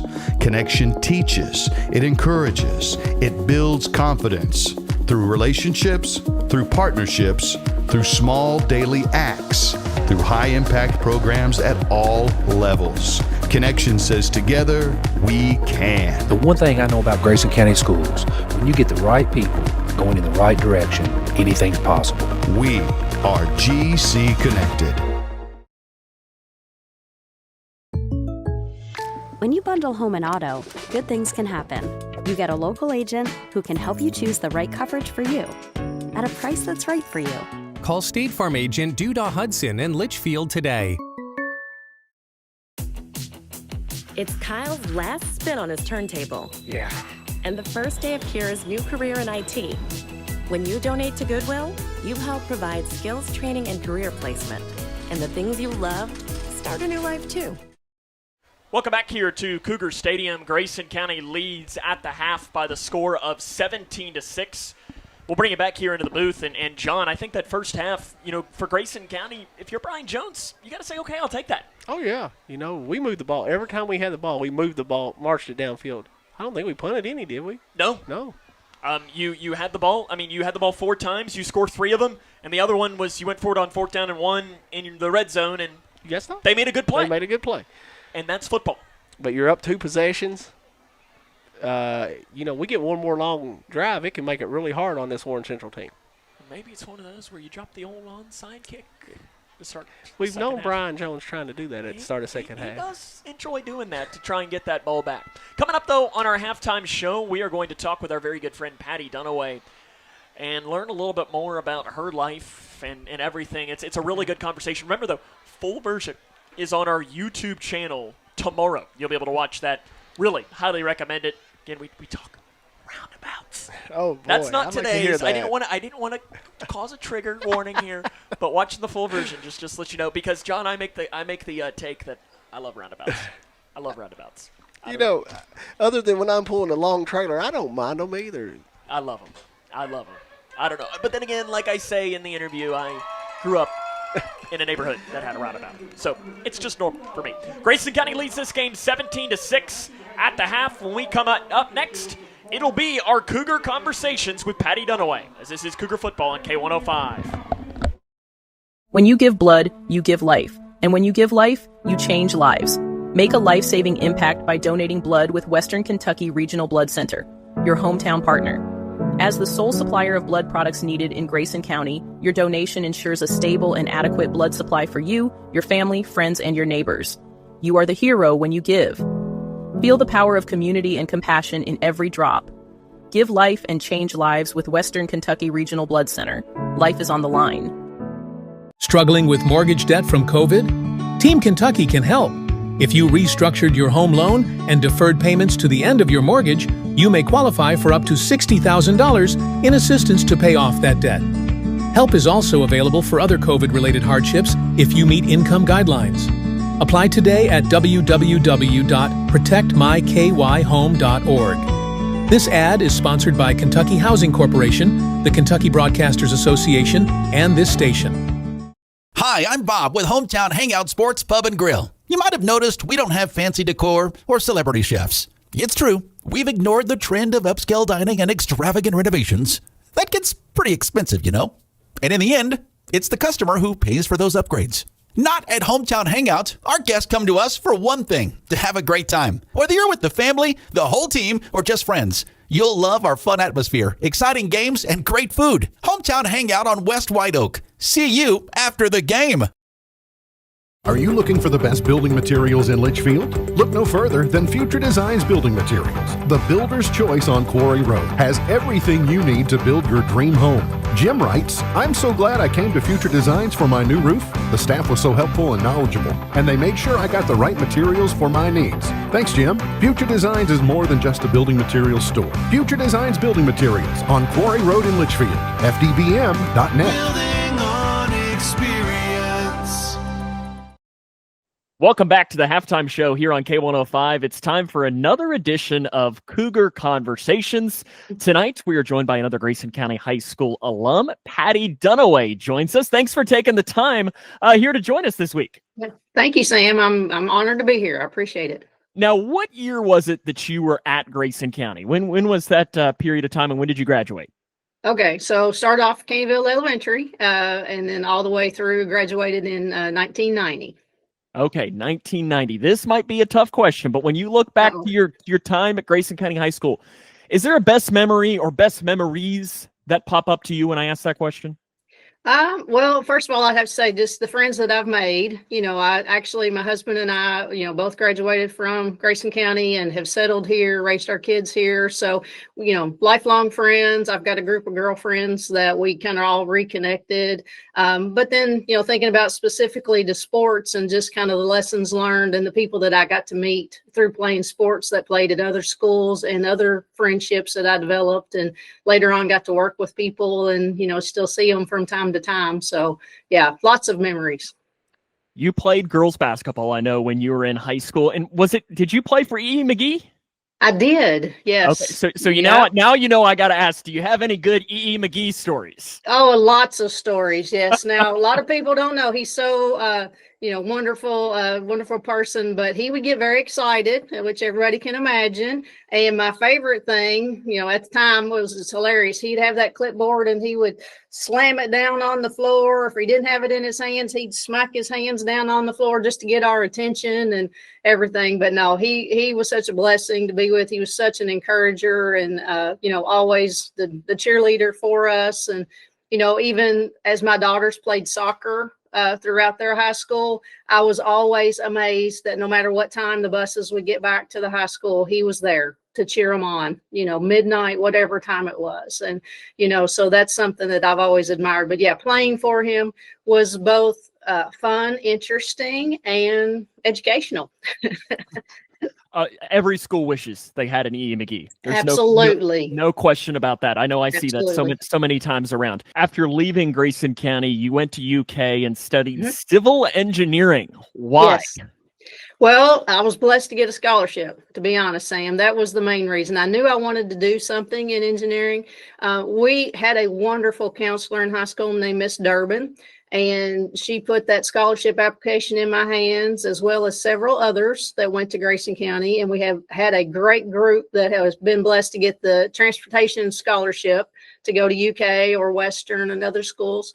And so anyway, got that. And I was like, all right, I'll do civil engineering. And so, yeah, great experience. And I'm still affiliated with the civil engineering department now. I get to serve on a committee there with them. So I still enjoy that. You, after graduating UK, you worked with the transportation cabinet, rose your way up to becoming chief district engineer, I know, and then later head of the state highway as well, engineer. What went into those jobs? Okay. Well, I guess the background, probably the first 17, 18 years with KYTC, well, about 15 years. I was doing all the different positions of engineering so I could kind of learn the business as a whole, all the things that go into building roads and bridges and maintaining them. Like I said, got to be the chief district engineer for 10 years out of Elizabethtown, had 11 counties that we covered. Of course, Grayson County was always my favorite, but yeah, it was great experience, great group of people, and then almost kind of made it a family business. Both of my brothers ended up working for the highway department there out of Elizabethtown too. One of them still does. And then the last 2 years with the change in administration, I just got the opportunity of a lifetime, really. I mean, that's kind of within the highway department. That's a great honor to be state highway engineer. And so all the people that I had worked with across the state, I got to, work with them more closely and travel all the way from Paducah to Pikeville and just help them, with all the roads and bridges across Kentucky. So that was a great honor to be able to do that. After retiring, I know you went and you're now working for Michael Baker International. Is that correct? I think I even see your shirt might even say it as well. Yes. What's that? Okay, so I got introduced to Michael Baker International while the last few years I was with the Highway Department with the downtown Louisville bridges. So Michael Baker is known for a lot of the major river crossing bridges, and that's how they came into Kentucky. They've been here for about 20 years. So I got to be, kind of work alongside them, especially when I was in Frankfurt those last couple years and got to know them. So got to know some of their executives and things like that. And then they called me up after I had retired and asked if I wanted to come to work for them. And I said, well, that's very kind of you, but I am not a bridge engineer. I have I did design a couple bridges, but nothing, no river crossings. And they said, no, they wanted me to help them expand and grow into other practices here in Kentucky. So that's what I've been able to do, meeting a whole new group of people. Our office is based out of Louisville, but I also help with all of Indiana and West Virginia and the offices that they have there. And then Michael Baker's got 90 plus offices across the country. And then they do international work through the military, through all the different military bases and things like that. So just really has opened up my eyes to expanding the world of civil engineering and transportation. And like I said, they're another great group. I feel like they're another family. Transportation Cabinet was a second family, and this is like my third family for work. And it's great group, and I'm still enjoying it all the time.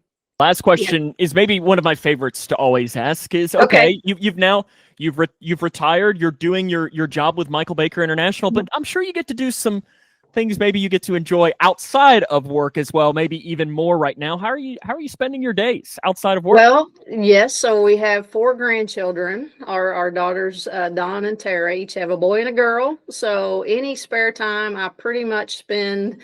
Tara and her family live in Bowling Green, and Dawn and her family live in Louisville. So we're smack dab in the middle. So if I've got a free moment, I'm usually headed in one of those directions. Appreciate you taking the time here to join us. Yes. Thank you, Sam. Again, I appreciate you all thinking of me. Absolutely. This has been another edition of our Cougar Conversations. Remember, the full version will be on our YouTube channel coming up on this weekend. So for now, we'll take a break and have more in the halftime show coming up after this. Midway Pharmacy is your trusted local partner in health and wellness, offering free delivery so you never have to worry about picking up your medications. The friendly staff knows you by name and is always ready to assist you. Living and raising our families in the same community, they understand your needs. With a wide range of services and personalized care, Midway Pharmacy is here to make your life easier and healthier. Visit or call any countywide location today of Midway Pharmacy. Okay, time to see if I got it.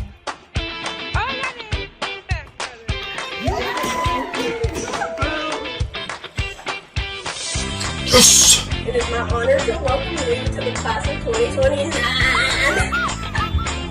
See you, teacher! Congratulations and welcome to the Big Blue Nation! Everyone deserves a bright future. Find your future at futurity.org. I crave adventures that spark joy and create memories. Sailing the seas with Royal Caribbean or exploring the magic of Disney parks. And with your global getaway, my dreams are expertly crafted. From all-inclusive Caribbean resorts to tailor-made itineraries, Mark turns wanderlust into reality. Why settle for ordinary when you can have extraordinary? Your Global Getaway. Expertise in unforgettable vacations. Call Mark at 270-296-0106 or visit yourglobalgetaway.com. Start living your travel dreams today. Yes, start living your travel dreams today. Smith Overhead Door isn't just about opening and closing. We're about safety, security, and style for your home or business. As a Future Designs company, we're lifting expectations across Grayson and surrounding counties with top brands like CHI and Chamberlain. Hey there, I'm Kevin Brooks with Smith Overhead Door. Whether it's a sturdy LiftMeister for your garage or a sleek Clopay door for your shop, we install and service with a commitment to reliability. Smith Overhead Door, we're opening up possibilities. Secure your entrance at SOHD.info. Cougar Stadium, Grayson County leads Warren Central at the half, 17-6. John, the stats from the first half of play, you've got them there in front of you. Ethan Mudd, 11 carries, 50 yards. Jamison Muster, 14 for 78. Jake Bratcher has 2 for 9.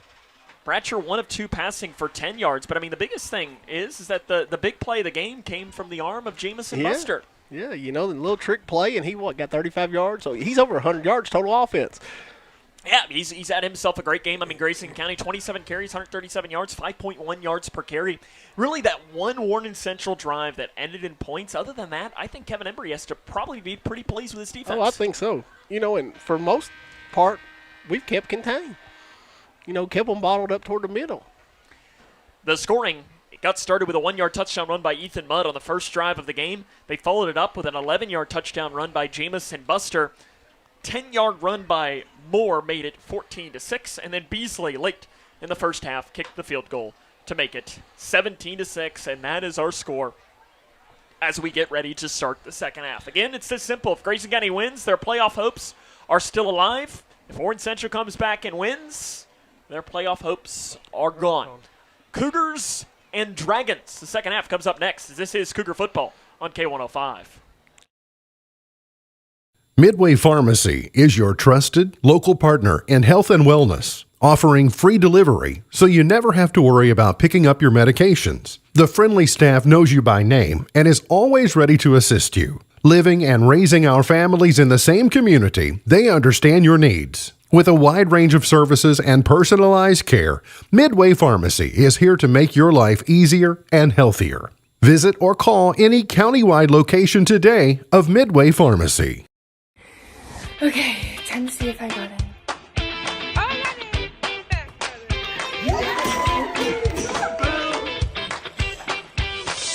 Yes! It is my honor to welcome you to the class of 2029. See you, teacher! Congratulations and welcome to the Big Blue Nation! Everyone deserves a bright future. Find your future at futurity.org. I crave adventures that spark joy and create memories. Sailing the seas with Royal Caribbean or exploring the magic of Disney parks.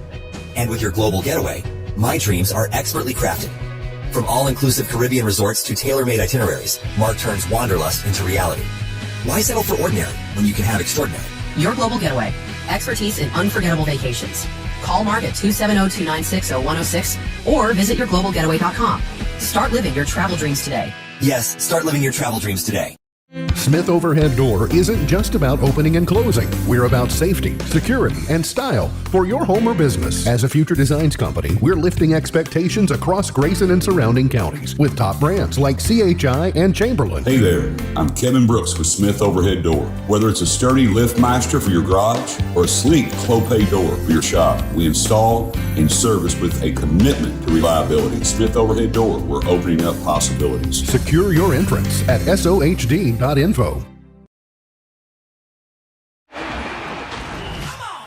Cougar football on K105. Welcome back here to Grayson County High School. The Cougars lead the Dragons 17-6 as we get ready to start the second half of play. John, we talked, I don't remember if it was at halftime, going into the second half. Are you onside kicking here? I am. Your defense has showed you've held them to less than 50 yards. I come out and see if I can make a statement. You recover this, you could maybe end the game if you go down and score. Yeah, and I mean, Grayson is a team that does well with a lead because they run the ball with so much success. And and that might be part of the reason where you kick it deep. It could be, yeah. You're averaging 5 yards a carry, so that might be a reason to kick it deep and make him take it the length of the court or field. Lane Beasley has it set up, and he's going to do a shorter pooch kick that is going to go well out of bounds, right into the leg of trainer Scott Ballman. He was standing there, and he's well out of bounds, though, and that's going to give Warren Central good field position to start. We were, though, somewhere a couple of weeks ago where they kept declining the out of bounds. Was it Greenwood? Greenwood wanted to, and, if I had these athletes, I'd want to return. I may have declined this, too. Warren Central gets it at their own 35-yard line. The defense allowed 80 yards in the first half of play. That's including special teams, though, so 38 yards, though, of total offense, according to our statistics. As it is a read option run, the quarterback, Dunn, runs right into the arms of Lane Beasley across the right side. 3-yard gain for Dunn. up to the 38-yard line. I think that was McAllister. I tell you, the 88 and the 22 I just looked for the knee brace. Similar. I didn't see the knee brace when he got up. You are right. They look way too similar. They do. 2nd down, 7. Dunn steps up. He's looking to scramble now. Gets outside the numbers. He's got it. He's hit as he crosses the 40-yard line to the 41. Ethan Mudd. Evan Hasty was in there as well for Grayson County. Dunn's going to get, we're going to say 3 to the 41-yard line. Tell you what, John, our director today, Mr. Zach the Sleeper Jack, has been very cruel to us, and he's eating a Cougar Band pork chop sandwich. And it smells so good. Didn't ask if we wanted one. Dunn, read option, tries to string it out, and he's dropped. Is that Evan Hasty drops Dunn for a loss on the play. Nice play by Hasty coming around the edge. It's a loss of 1. 4th down and 5, and it looks like Warren Central might be going for it. No. Looks like they're going to decide to punt with 10.5 playing in the 3rd quarter. What do you think? Right decision? I'm not sure. I would watch this guy on the outside here. There's nobody real close to him. 4th down and 5. They are going to punt it away. Sky-high punt. Get away from that. They're going to call it away. Takes a big Grayson County bounce to the 40-yard line. Bounces back to the 45, and that's where it's on top of. That's only a punt of 16 yards for Warren Central, and now Grayson County gets good field position to trot back out to where their offense was really good in the first half. Yeah, the offense was really good. Hey, let's have another 5 or 6 minute drive here then with this touchdown. Then we'll see the pressure on Warren Central. Grayson County will start their first possession of the second half with the ball placed on their own 40-yard line. 1st down and 10. They lead Warren Central 17-6. If the Cougars win tonight, they inch closer towards clinching a playoff spot. They would need Warren Central to lose next week to Barron County. 1st down and 10. And we've got Wildcat to start the second half of play. No, it is Bratcher, rather, and he throws a slant to Buster over the middle. Buster picks up about 8 yards. A quick hitter. Buster a little slow to get up after the play. He's grabbing his hamstring. Yep, looks like he is grabbing his hamstring, and trainer Scott Ballman is going to go out to check on Jamison Buster right now. As Anthony Linton went over to help him out, and he said, I don't. It is a cramp. It looks like a cramp. Get that man some pickle juice. Did you ever cramp? Yes. Yeah, especially early in the season when it's hot. Now, I know, I remember a couple of years ago when Kaylor was on with me, I asked him, I said, did you ever cramp? He said, never. Really? He not once ever cramped. Well, he was probably in a little bit better shape than us linemen. But now, did you have a banana, pickle juice? Lots of Gatorade then. He's coming off. He's fine. Scott stretched him out. He's fine.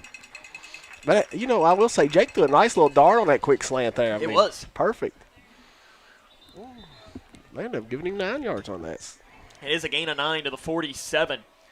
I like, too, the RPO over the middle to open up because you're going to lull them to sleep with running the ball. You had the one big pass play thrown by Jamison Buster. Yeah. Again, Cougars next week host senior night. Host a school by the name of Bowling Green. You may have heard of it. 2nd and 1 for the Cougars. 2 wide receivers to the right side. They got an H-back on the left side of the line as well. From the Warren Central 47-yard line. Mudd to the right. Bratcher catches the shotgun snap. Fakes the handoff. Going deep. He's got a receiver wide open. Caden Tyner, and he overthrows him. I love the call, though, Sam. 2nd and 1, you got to play to waste. I love it. It was one of those scenarios, John, where Caden Tyner was too wide open for Jake Bratcher on that play. I think Jake got a little excited and just put a little bit too much on it. That'll be one when Jake goes back and watches. He's going to say, if I just hung it up in the air a little bit higher. That'll be replaying in his mind all night long. Because there's no doubt if he hits him, if he hits him a little more air, he's walking in the end zone. He's got a. He's so wide open, John, that one of us could have even scored. Yeah, exactly. And that's saying a lot. 9:34 left third quarter. 3rd down and 1. Cougs lead 17-6. Beasley in motion behind Bratcher. They give it to Mudd. He's got the first down and more. Carrying across the 45-yard line down to about the 40. He gave a piggyback ride to Jalen Kendrick on the play. And Ethan Mudd gets it to the 40-yard line, gain of 7. Yeah, it's just a nice run. And that's what that pass does, Sam. 2 passes in a row, that opens up that run for Ethan. And I love using the motion of that H-back position because you can tell to the linebackers, getting them to move and potentially getting them out of position. Yeah, and it's a little harder to stack the box when you got that motion from that H-back, and it opens up some holes. 1st down and 10, just inside the 40-yard line for Grayson County on the positive side of the field. Bratcher fakes the handoff, goes over the middle. Buster little behind him, and Buster can't pull it in. Just a hair behind him, but probably one Buster should have brought in. I'm sure he'll tell you at the end of the day that he should have caught that, but yeah, a little bit behind. A little behind. It was. It's easy for us to say you should catch it, and you've not got a big safety coming down on you. Yeah, we haven't gotten hit up here yet. Yeah, exactly. And John, they've moved the ball back here, as it was just inside the 40. Now it is at the 40. I will say, I got to give credit to the 5 linemen up front, man. They have played their tails off today. 2nd down and 10. Faking the RPO. It's a run for Mudd. He bounced it outside, inside the 30-yard line. One man to beat. Runs over him inside the 20. Runs out of bounds down at about the 13-yard line for Ethan Mudd. Nice run for the big man. They're going to place it to the 13-yard line. Gain of 27 yards. In fact, it's even down to the 12-yard line. How does 28 sound on the run? 28 sounds good. I thought he had it. I was waiting for a good Derrick Henry stiff arm there to walk on in the end zone. 8.5 remaining here in this third quarter, 17-6. Cougars lead, looking to add more points. Mudd again goes to the 10, slips through down to the 9-yard or the 6-yard line. Met there by Duncan. We've called his name a lot tonight for Warren Central. Officially down to the 7. Give Mudd about 5 yards on the run. 2nd down 5. 8 minutes remaining in the third quarter. Grayson leads 17-6. And John, you score a touchdown here, and that dagger, you can start sharpening it. You can.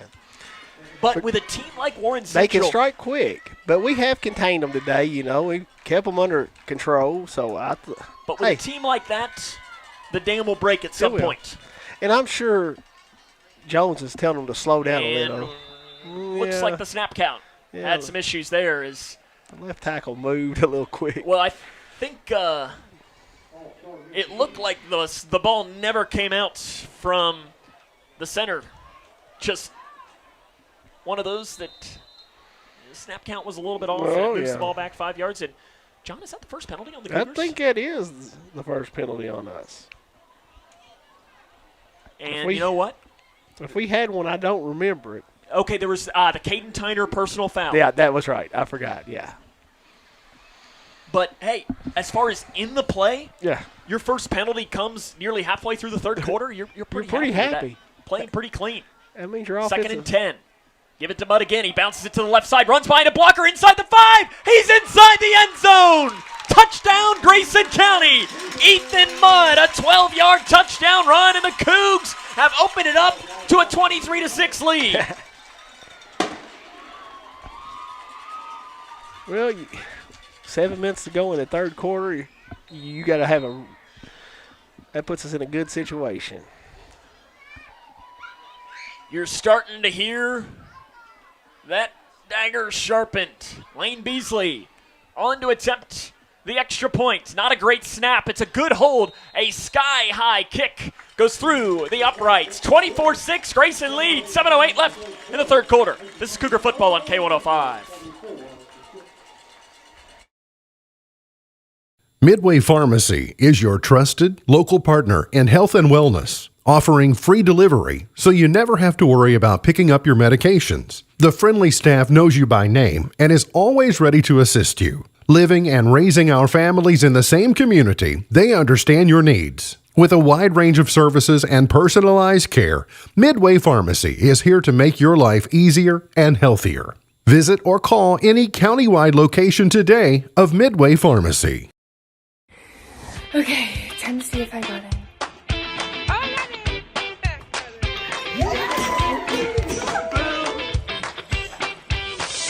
Yes! It is my honor to welcome you to the class of 2029.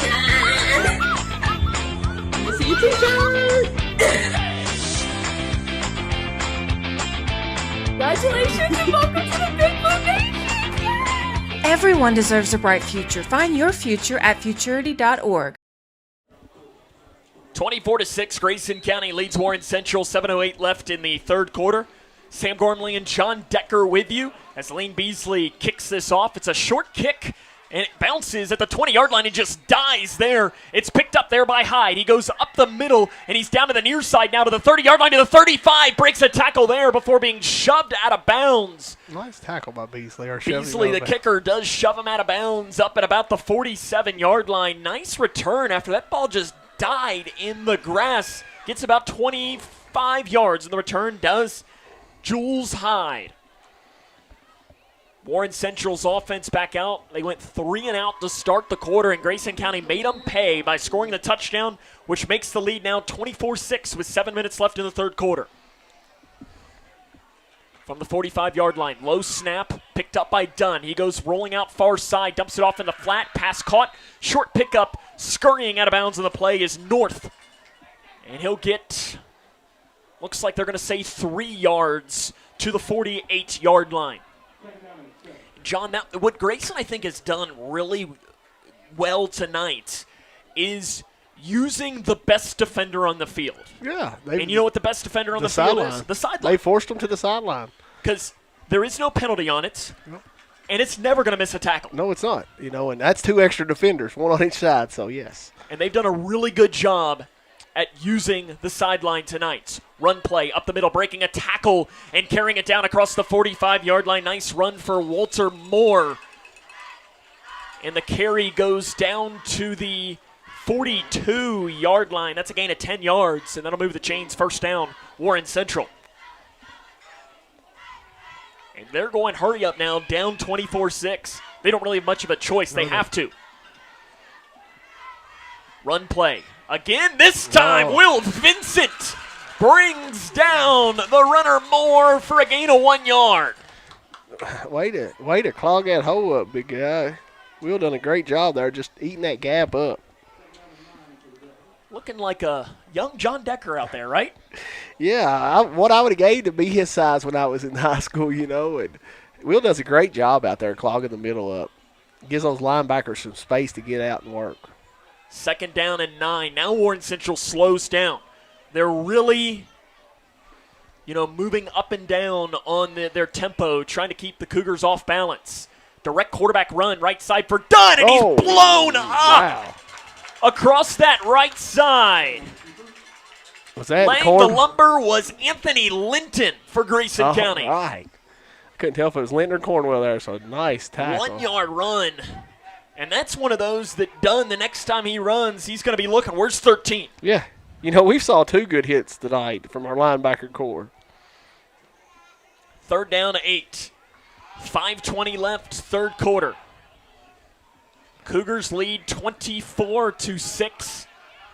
Warren Central, 3rd down and 8 from the Grayson County 40-yard line. From the far hash. Dunn catches the shotgun snap, rolling out near side, turns his shoulders, throws over the middle, incomplete. In and out of the hands of North. He couldn't pull it down. It would have been right at the sticks for a first down. And it's 4th down and 8, and I think Warren Central has to go for this, John. I was just sitting here thinking, Sam, this may be the biggest play of their season as so far. I mean, seriously. You don't convert here, you give us the ball back, we could run this quarter out and score again. And then you have to win next week at Barron County. 4th down and 8.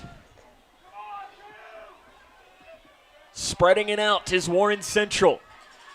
Dunn in the shotgun. 3-step drop. Steps up in the pocket over the middle. Fires a pass across the first down marker. Sliding catch made by North as he'll pull it down at the 29-yard line. Gain of 11 yards. That had a little mustard on it, John. It did, and he threw it low. Good thing that North could go down and get that, I guess. But he threw it where only North had a chance to catch it. And that's where it's okay to go low. It is. 1st down and 10. Hurry up offense. To pass. Dunn goes over the middle again. Another low throw. Sliding down to grab it is North. And he did pull it in. For a second, I thought the official on the far side said incomplete, but it is a complete pass down to the 17-yard line. Gain of 12 to North. In Warren Central going hurry up. Grayson leads 24-6, 4:40 remaining in the third quarter. 2 wide receivers on each side.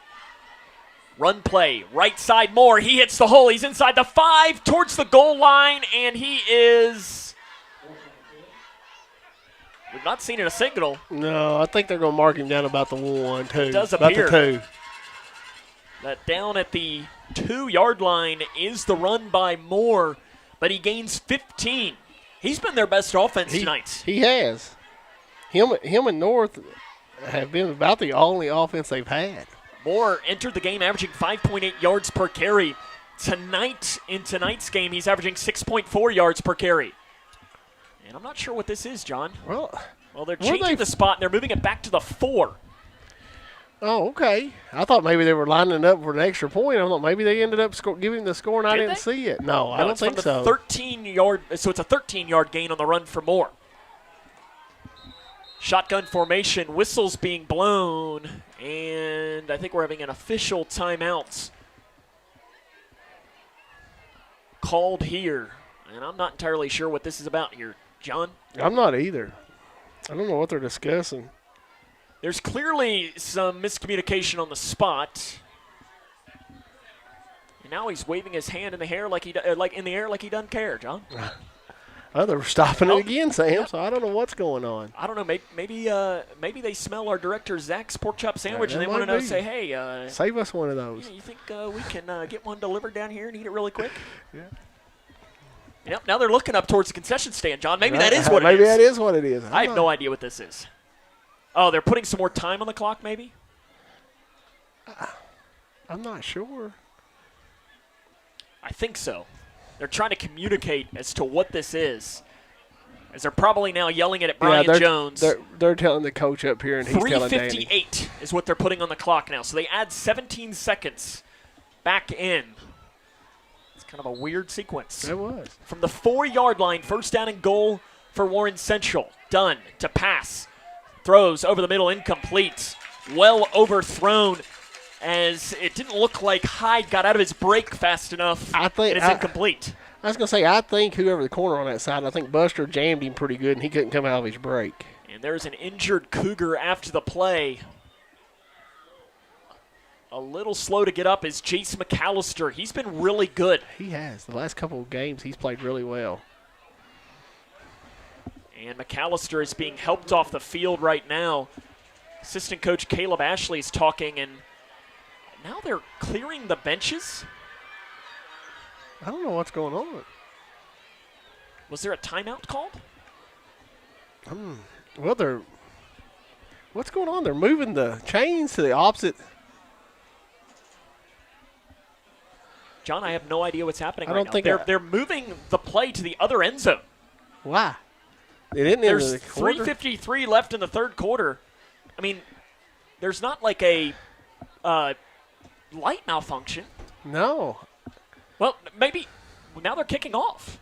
What? Okay, I'm assuming that they scored and we didn't know. Yeah. So maybe they did score, and that was a 2-point conversion attempt. Okay, I didn't have that down as a touchdown. So that last play, I guess, had to have been a 17-yard touchdown run. Okay. Well, see, they didn't give a clear signal on that. No. Weird. That's one of the weirdest things I've seen, John. It was. I'd never seen a sequence like that before. Either that or maybe we've officially lost it. Well, that could be true. It could be true, too. I am running at about 4 hours of sleep, so. I understand. Here comes the kick. Far side, picked up on the bounce of the 25-yard line is Grayson County's Jamison Buster. He's up the far side to the 40-yard line, and he's pushed out of bounds up across the 46. Very weird sequence, but Grayson's going to get the ball now. They lead 24-12 with 3:51 left in the first quarter. Shoot, Jamison got, 22, 23 yards on that? Just about. 48-yard line, give him 23 officially. 3:51 left in the third quarter. Again, that was a touchdown run by Warren Central.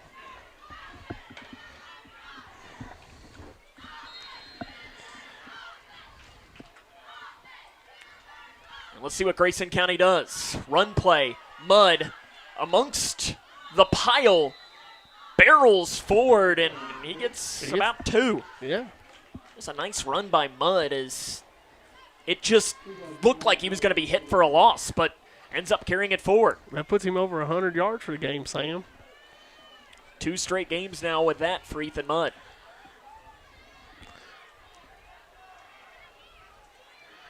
All right. 2nd down and 8 from the 50-yard line, Grayson County. Clock keeps churning. That's what we want to see. 3:10 and counting here in this third quarter. Grayson leads by 12. And if they win and Warren Central loses to Barron next week, the Cougars will be the 4 seed in the playoffs and will play either Owensboro or Madisonville. Run play, bouncing through, barreling through, and just bouncing off of tacklers left and right is Ethan Mudd. He'll carry it down to the 37-yard line, 13-yard gain for Ethan Mudd. Looked like a little bowling ball bouncing off pins out there the way he was bouncing off those dragging defenders. I don't know how he got through that hole. I don't either. I was looking here, and next thing I know, he was spinning off somebody 5 yards down the field. It's like he was squeezing out, and it's like the last bit of toothpaste, and all of a sudden, it just shot out of there, and there he went. Yeah. 1st and 10. Why not give it to him again? And this time, Warren Central is not fooled. Brought down on the play. First man to make contact was Robertson. And that's a tackle for a loss. It's a loss of 3 back to the 40-yard line. Yeah, you don't see Ethan lose ground very often, but they closed that gap real quick. I mean, you're looking at that. Ethan Mudd today. That is now his shortest run. That is his first negative run of the game for Ethan. 18 carries, 114 yards, and 2 touchdowns. 2nd down, 13. Under 2 minutes left in this third quarter. Man in motion. It is Abersold. Run again for Mudd. This time he gets about 2. 3rd down and 10 coming up. And if you're Warren Central, this is now a big play. Yeah, it is. This is one of the biggest plays you've had tonight. Curious to see. I think Brian Jones is in 4th down territory, so I'm curious to see if he throws the ball or let's try to. Hey, we haven't ran Jamison Buster in a while. Let's get him outside. Bradshaw gets the play call. I think it's probably RPO territory I think so too. You've had success on that slant. And he hasn't pulled it on the option either here lately, so we're going to get those. Eli Johnston, they're going wide. 4 wide. 3rd down and 10. Bradshaw to pass. Splits coming. They're setting up a screen. It's caught at the 40-yard line by Mudd. He goes right up the middle, breaks a tackle. Mudd near the 1st down marker, but he might just be a yard short. Down to the 29-yard line, 13 yards on the gain. That's a nice little screen, though. They set it up perfectly. Yeah, it's going to be a little shorter than that. It'll bring up 4th and 2. If you're Grayson, you absolutely keep the offense on the field. 40 seconds and counting. You go for it here, yeah. You're pretty much going to run the quarter out. You give the ball to Ethan probably here too. Yeah, definitely. Make them stop you. They haven't shown they can do that tonight. Extra blocker on the offensive line. 4th down and 2. Jake's doing the hard counting. And Brian Jones looks like he wants a timeout with 16.5 seconds left in the third quarter. Grayson County leads 24-12 is the lead here for Grayson. As they're right now talking in the huddle. Some scores happening. Glasgow has defeated LaRue County 42-7. Somerset is leading somebody 35-7 in the third quarter. Hart County leads Butler County 21-7 at the end of the first half. Logan County over Franklin Simpson 35-13 at the half. Let's see what else we can find here. I thought that Hart County, Butler County game may be a little closer than that. I'm kind of surprised. Apollo leads Madisonville 28-17. Oh, that's big. 5:34 left third quarter. That's got playoff implications for us on it, you know. And other scores we have here, it appears to be most of the interesting ones. Owensboro leads Muhlenberg 48-0. Edmondson trails Adair 31-26 late in the third quarter. I believe that game is happening in beautiful Columbia tonight. 4th down and 2 for Grayson County. Hey. They lead 24-12 against Warren Central. Toss play. Buster is dropped behind the line. Nice play made by Chapman. He came around the edge. That play took a long time to develop, and it's a turnover on downs. Yeah, it took a long time to develop there. 13 seconds remain in the third quarter, and now if you're Grayson County, you got to be careful because this Warren Central team can hit quick. One play, and they can be right back in here in one-score game. It'll be at the Warren Central 32-yard line. That was a loss of 3 on the run for Buster. Really nice play made by Chapman. 1st down and 10. Rolling out far side is done. Dumps it off into the flat. Nice tackle made. Owen breaking the tackle up the far sideline. I thought Buster stopped him, and then he broke out of that. Let's see where they place the ball. I've still yet to see an official placement. Oh, okay. Maybe he did go out of bounds. He did go. Okay. Buster did get him out of bounds there. And that should get it to the 38. It's a gain of 6 on the catch and run. 5.7 seconds remaining, third quarter, one more play. 2 near side. Run play. Right side Moore. He gets through and is slung down, crossing the 45-yard line. Grayson leads by 12. Their playoff hopes will be decided here in the next 12 minutes. 24-12, Cougars lead. We head to the 4th. This is Cougar football on K105. When you give blood, you give life. And when you give life, you change lives. Make a life-saving impact by donating blood with Western Kentucky Regional Blood Center, your hometown partner. As the sole supplier of blood products needed in Grayson County, your donation ensures a stable and adequate blood supply for you, your family, friends, and your neighbors. You are the hero when you give. Feel the power of community and compassion in every drop. Give life and change lives with Western Kentucky Regional Blood Center. Life is on the line. Struggling with mortgage debt from COVID? Team Kentucky can help. If you restructured your home loan and deferred payments to the end of your mortgage, you may qualify for up to $60,000 in assistance to pay off that debt. Help is also available for other COVID-related hardships if you meet income guidelines.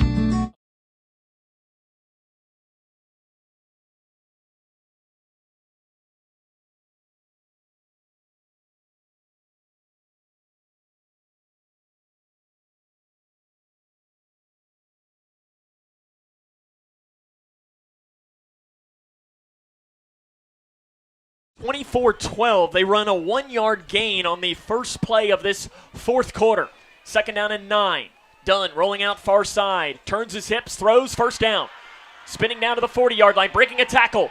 Spinning is north, inside the 35-yard line, down to about the 33.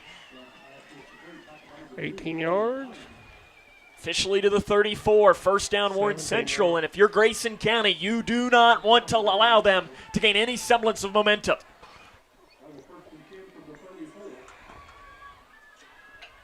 Two on each side, shotgun formation. Run play Moore, big hole, right side. Drug down from behind, crossing the 30-yard line, getting down to about the 27. And a penalty flag comes out late. We've got an injured Cougar, too, out of this deal.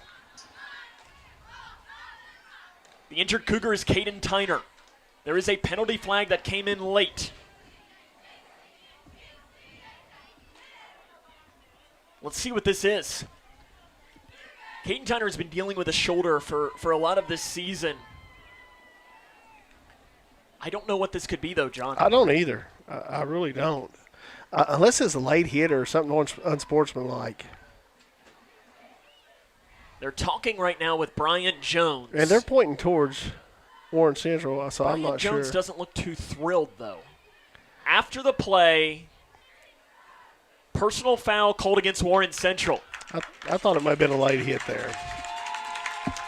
I didn't see it happen. I'm wondering if it happened against Caden Tyner. I do too, because I saw him. He fell down immediately after I saw the flag. Moves it back to the 42. That is a big play for Warren Central because it turns now, that is after the play as well. So it turns second down and, about 5 into second down and 17. Yeah, big difference. This was going to be second and 2 then. Yeah, it was going to be second and 2, yeah. That's a huge penalty. Trips left side, one near side. From the 42-yard line. Dunn, the shotgun pass.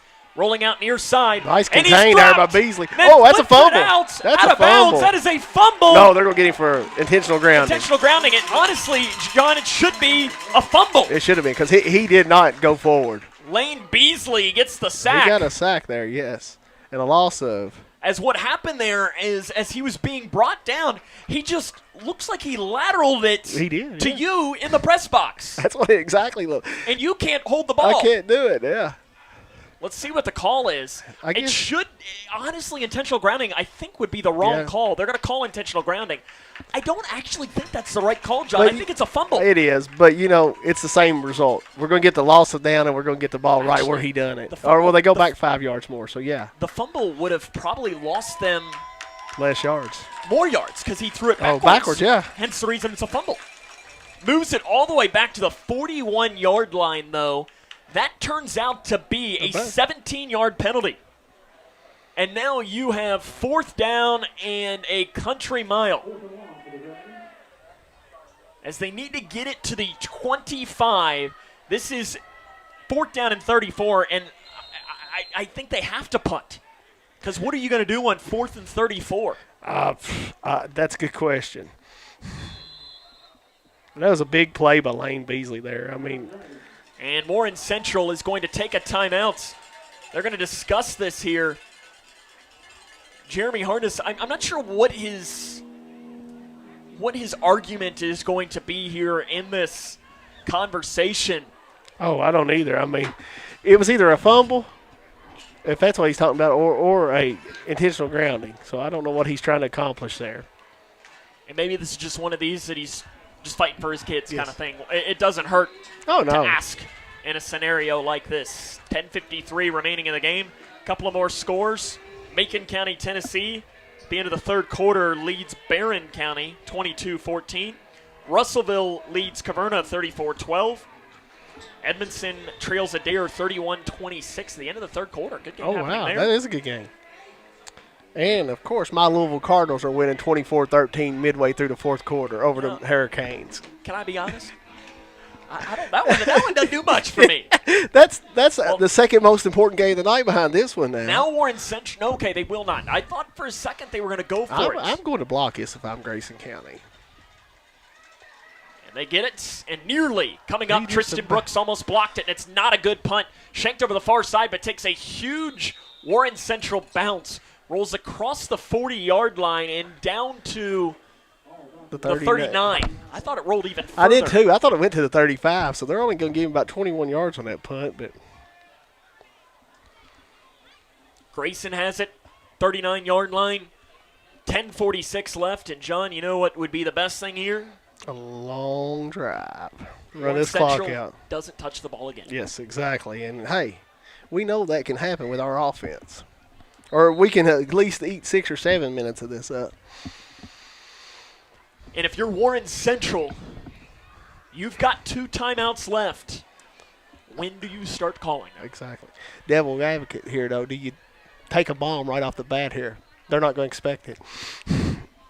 I don't imagine Brian Jones going to do this. Look. A late substitution comes in. I don't imagine that this is going to be a I don't either, but if I'm coaching, that's what happens.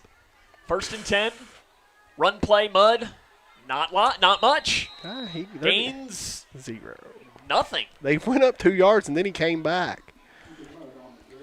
Mud, no gain. And over these last 3 or 4 carries, Warren Central's done a lot better against the run. The best they've done all day. They have, and that's why I'm saying it. Right now may be just a time to change it up. I know that's not Coach Jones usually what he does, but. Well, he does have some wide receivers coming in. He Eli does. Johnston and Caden Tyner come in. Lane Beasley and I think it was Anthony Linton Came checked out off for it, Grayson County. So They that tell is, you are in a passing Yeah, you took your set. 2 tight ends out, your 2 H-backs, so yeah. And they're going in the gun. 4 wideouts. Second down 10, under 10 minutes left in the ball game. Grayson leads 24-12. Man in motion is Tyner from the far side to the near side. Bratcher rolls out near side, throws over the middle, caught by Shane Hall at the 45-yard line, hauls across the 50. Hartle has a blocker in front of him, slung down as he crosses the 40-yard line. Nice big gain for Shane Hall, and he is hot when he comes up. He says he got his face mask tugged. Down to the 37-yard line. 24-yard. 24-yard on the gain, and it's one of those that if you're Shane, got to be Gotta careful. You got to keep your cool. Because the last thing you want is an unsportsmanlike conduct penalty complaining to officials. But, I can understand why he came up hot. That is a very dangerous play, actually. I saw on my senior night Shane's dad leaving an ambulance on that same play. First down and 10, and he was a darn good running back. He was a darn good running back. He was the first 1,000-yard back for a long time in Grayson County. 2 wide receivers on each side. Bratcher in the gun. First down and 10 from the 37-yard line. Abersold in motion from the near side to the far side. Bratcher keeps it himself on the read option, goes right side, gets down to the 34-yard line. Wrapped up from behind on the play by Warren Central. As it looked like we're going to call Stallworth's name for the first time tonight, John. And he was the guy that stood out to you. Yeah, he was in the film against Ohio County, but I'm sure I don't know how much you could pay attention to the Ohio County film because they look terrible against Warren Central. 3-yard gain, 8.5 left. Give Ohio County a shout-out. They did break their losing streak last week as they played Holmes. So congrats did to they? them. Oh, wow. Nice. Congratulations. Sometimes you just got to win one. Yeah. 2nd and 7 for Grayson. Trying to wind this clock down. They lead by 12. Tyner in motion from the near side to the far side. Bratcher catches the shotgun snap. Design quarterback run. He goes and he smashed. No gain on the play. He goes left side. Took a long time to hit the hole. It took a long time to develop. Then I think he kind of ran into Ethan Mudd himself.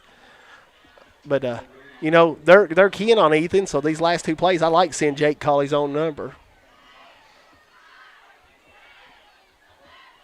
Tyner's over there trying to loosen that shoulder up. 3rd down and 7. What are you calling? You know what?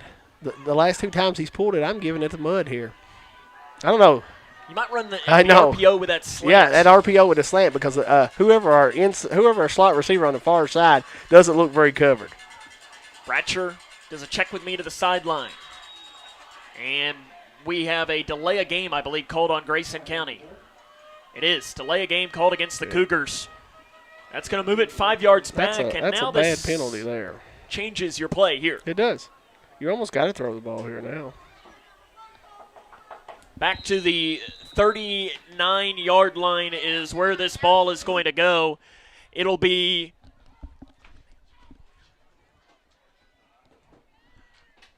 .704 remaining here in the game.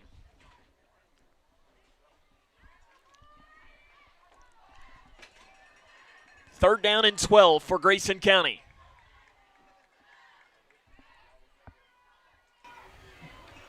Two on each side. They need to get it down to about the 27. Again, the clock rolls. Clock rolled, though, after that delay of game. Grayson can just keep taking those. Bratcher lifts and flies. Got Buster wide open. Buster he's going to walk into the end zone. Touchdown, Grayson County. Nice. 39-yard touchdown catch from Bratcher to Buster. Oh, man. That is the dagger. That's the dagger. I think you can just about close the door now.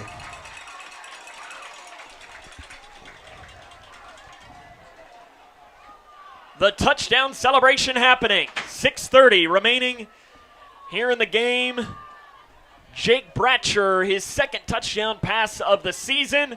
Lane Beasley on to attempt the extra point.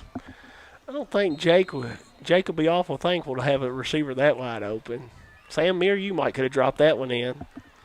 I probably overthrown it. No, I don't think I could throw it that far. And the kick is, I think technically it was blocked, but it was not a good kick either. 30-12, 6:30 remaining in the game. This is Cougar football on K105.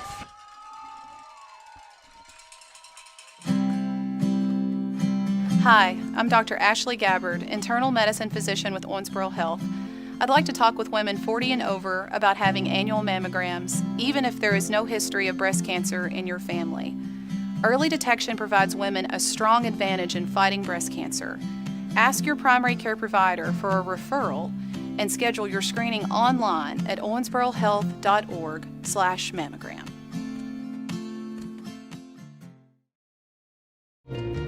Dear Coach. Dear Coach, they don't teach you that inner strength is the most important kind of strong. But you taught me that. They don't teach you how to build confidence in yourself or how to deal with all the pressures all at once. But you taught me that. First tee was more than golf. It's where I discovered what I'm capable of. You didn't just prepare me for 18 holes. You were preparing me for every day of my life. Learn Leads more at 30-12. With 6.5 minutes left, Jake Bratcher throws the touchdown pass there, John, and you're starting to feel it. Yes, you are, and I think I think you're going to see it with this defense. They're starting to feel it. They're motivated on this sideline. And Beasley kicks it away, goes to the near side of the field, and caught on the high bounce at the 14-yard line by Warren Central. Goes up to the 30-yard line and being slung down is North on the return. He gets about 20 yards to the 35-yard line. This is one of these scenarios, John. You're up 30-12. Don't let them beat you deep. No, exactly. You can't be beat deep. You got to keep somebody back. And you know what? You know what's not the worst thing in the world here either? Defensive pass interference. That's right. It beats a touchdown. And you know, Kevin Embry, in a scenario like that, is he going to love it? No, but he'll take it. Yes. He will take it. 15 yards is a whole heck of a lot better. Yeah, that's the advantage with high school with the rules. It's not spot of the foul and all that. And they're running everybody deep. Dunn steps up over the middle, and the turf monster catches the receiver over the middle as it was intended, I believe, for Hyde. And, John, that pesky turf monster got him as he turned the corner. And he was open. He was open. When he made that turn, the feet went out. Just look down here, and Mr. Spirit's son wrote down and said apparently he jumped up on that touchdown pass, and I believe it. You know what? I do too. I'm sure there's nothing more than he wants for his 89th birthday than a Cougar victory tonight. And a playoff berth. And I'm sure he'll probably be doing a little jig. I bet so. 2nd and 10. That receiver's Dunn jumping. steps up in the pocket. Oh, look at the rolling, pressure. And he is sacked. A host of Cougars in there on the sack. First man to make contact was Chase McAllister. Looking like a Trey Hendrickson out there. He was looking good. Loss of 6 yards back to the 29-yard line. 3rd down and long. The Cougar pass rush getting home today. And that's really impressive against as athletic of a quarterback. Yes, it is. As done. They have contained him pretty much, Dunn to pass. Steps up in the pocket. He's got space to run if he wants. He's hit as he throws. Throwing, and it is incomplete. Contact made, some hand fighting, but it falls incomplete. Intended for a number 9, John. And for the first time today, I say he's not on our roster. So sorry, Mr. Number 9. I'm sure you're a nice young man, but you're not on our roster. And he threw that a long way, and I thought his hand got hit. So, I think Beasley did make contact with his hand. So, when you get hit like that and still can throw the ball 30 yards, you've got a strong arm. I think you got to go for it here. 4th down and 17, and they're going to punt, it looks like. Why would you not go for it? You have nothing to lose. You're down by 18, 5.5 to go, and they are going to punt. I hate these because this, to me, says to my team, we're giving up. Yeah, that's exactly. That sends a bad message. And it's blocked. The punt is blocked by Grayson County, rolling around on the ground and recovered. Who is that blocked it there? He's jumping up and down. I can't see. Is that Jace McAllister? Jace McAllister blocks the punt. Big And it's play. recovered by Grayson County. Ethan Mudd, I believe, recovered it. Jace McAllister blocks the punt. He's had a sack, a couple of them, I think. Yeah, he's played well tonight. And the Cougars will be able to run this one out. 5:24 left here in the game. Cougars have it on the Warren Central 23-yard line. Tell you what, John, I turned that AC off behind us. It's getting a little steamy in here already. It's a little stuffy. Zach's going to have to get 2 sweatshirts in here, I think. Yeah, Zach the Sleeper Jack is. You'd think looking at him right now that it was 30 degrees in this press box. You would think he's at Lambeau Field instead of here tonight. I'll have to tell him the story of a college game I did a couple of years ago. 1st down and 10 to pass. Bratcher over the middle, looking for Buster again, and that's intercepted. Not a good throw by Bratcher. Intercepted at the goal line, coming up the near side of the field, sidestepping a tackler and getting up to the 20-yard line. Intercepted on the play by a number 3 for Warren Central, who again is not on our roster. And we've got a Cougar down that made the tackle. I can't see who it is, but he's not got up yet. Scott's helping him up. Injured player, I believe, might be Shane Hall. It is Shane Hall. Okay. I couldn't see who it was. So it's intercepted by number 3 for Warren Central. Again, we do not have a number 3 on our roster.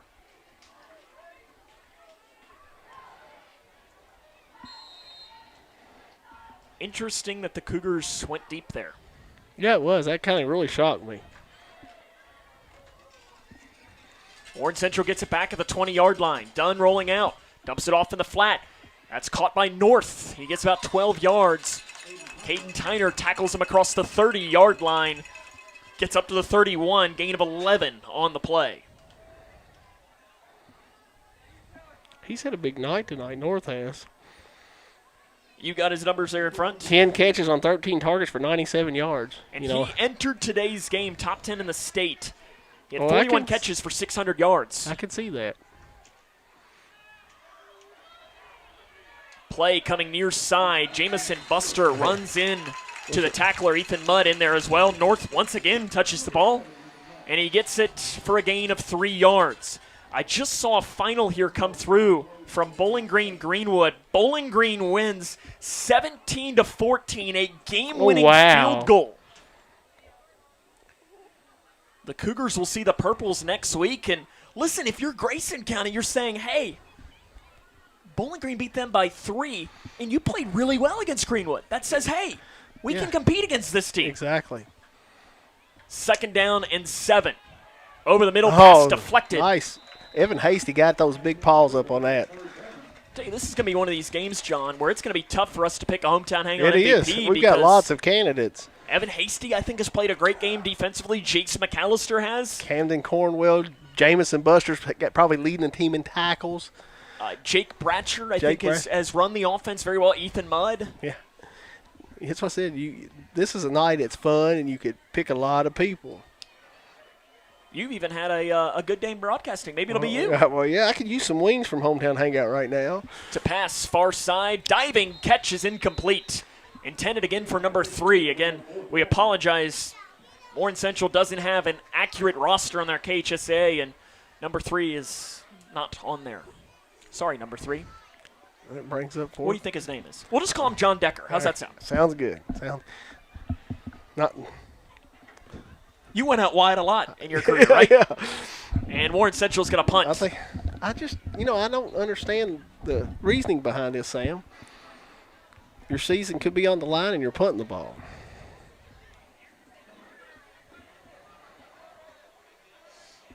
Fourth down and 7. They will punt. 30-12, 4:09 left. And I just hate this because I think it teaches your team we're going to quit. Yeah. And it's a bad snap, and just falling on it is the punter. Yeah. As he was being run down by, guess who, John? Jace McAllister with another sack, technically. And Evan Hasty, as that's a run for the punter, Robertson. A loss of, we're going to say, loss of 7. Back to the 27. Turnover on downs. Ball heads back to Grayson County. So you might as well went for it there. And now I don't imagine we're going to see the ball go in the air again. No, I don't think so. 4:05 left.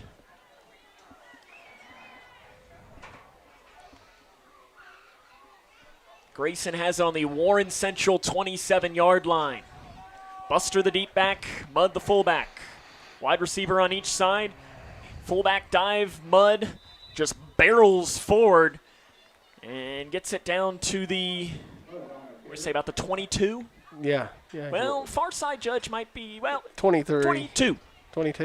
We're going to say the 22. Okay. Oh, yeah, he moved it now. He moved it 5 yards. Well, I think he ended up giving him, 6 maybe? Again, Cougars back home again next week. They take on Bowling Green, team that's won consecutive state titles. Again, John, I will refuse next week to mention who they beat in those 2 games. It's not important. You know, and I bet they don't care either.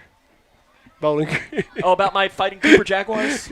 As long as they got those rings, they probably. Yeah, I know. They got their rings. Go ahead. Rub it in some more. Bratcher. Oh, I like that. Fakes it. Nice He fake takes it toss. himself inside the 15, outside the numbers, runs out of bounds. Nice little fake pitch there by Jake and gained about, 12 yards maybe? See where they place on it. The 10. They're going to down put to it the on 10. That's a gain of 12 on the run.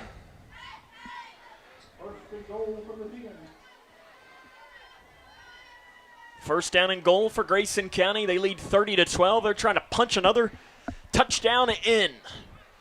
I formation. Ratcher under center. Going to give Mudd another take. Mudd goes forward, gains about 2 or 3, and then he's slung down after the play. And how is that not a penalty? If I'm Coach Jones, I'm really upset with that.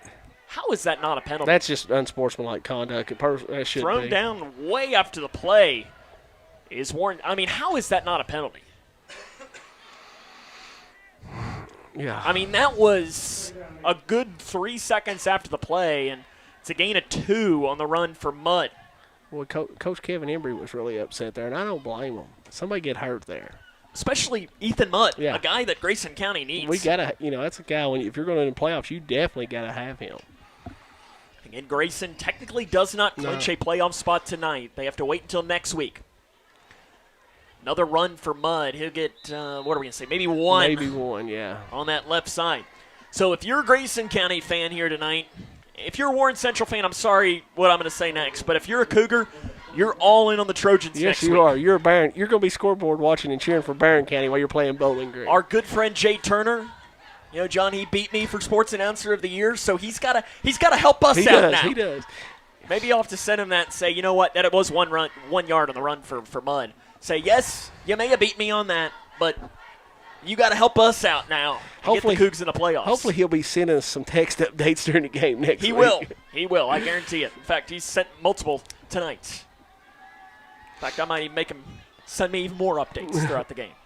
3rd down and goal for Grayson County from the 7-yard line. They lead 30-12 tonight against Warren Central. Kept by Bratcher. He comes across the near side, tosses it to Buster, and Buster is slung down after a pickup of 1 down to the 6-yard line. I don't think that was one of those situations. Jake's like, you get hit, Jamison, not me. 1:18 and counting. 4th down and goal from the 6. I'd give a field goal here. I would too. I would run this clock down to 1 on the play clock, and I would take a timeout and run Beasley out there for a field goal. Logan County leads Franklin Simpson 35-27 into the 3rd quarter. Callaway over Allen County Scottsville 21-6. And they're going to keep the offense on the field here. 4th down and goal from the 6. Bratcher under center. He will snap it. Bratcher looking, throwing, end zone, and it is incomplete. Turnover on downs for Grayson County. Ball heads back to Warren Central. Well, that's 45 seconds remaining play. in the game. Warren Central will have it on their own 6. Cougars will improve to 4-4 on the season. Again, they will host the Fighting Purples of Bowling Green next week.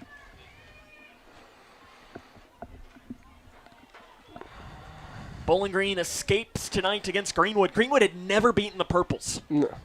I heard somebody say it earlier, like 0-30 something maybe, or something like that. That's it was crazy. Pretty close. And I remember as there's a run up the middle for Moore.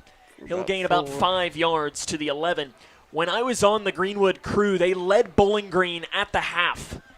And I remember that you would have, it was pretty fun. Oh, I'm sure it was. Oh, and they're going to let the time run out. My question with this is I'm glad to see the Cougars win, but you got to win next week to get in the playoffs. What kind of message? And even then, you got to have help. But, what kind of message are you sending to your team going into a game like that next week? Grayson County wins tonight against Warren Central by a final score of 30-12. The Cougs' playoff hopes are still alive. Again, your final score, Grayson County 30, Warren Central 12. As this is Cougar football on K105. Paying for your student's college can feel overwhelming. Scholarships and grants help, but they might not cover everything. That's where the Kentucky Advantage Parent Loan comes in. With competitive low interest rates and no application, late, or other fees, the Kentucky Advantage Parent Loan offers a smooth and affordable solution. Owned and managed by a state-based nonprofit lender, we're committed to helping families like yours. Apply today and take the next step in supporting their dreams. Visit KentuckyAdvantageLoan.com or call 800-988-6333 to learn more. When I grow up, I want to be a ballerina. Because dancing makes me happy. I get to entertain people, and nothing makes me feel more like me. PI impacts millions of children's lives. Early and accurate diagnosis and treatment gives children like Olivia a chance to achieve their dreams. It takes a great team to put on a show. It also takes a great team of caring people to keep a dream alive. And now my dreams are coming true. For more information, visit our website at info4pi.org. Food isn't just fuel to live, it's fuel to grow. My family relied on public assistance to help provide meals for us. These meals fueled my involvement in theater and the arts as a child, which fostered my love for acting. The Feeding America network of food banks helps millions of people put food on the table.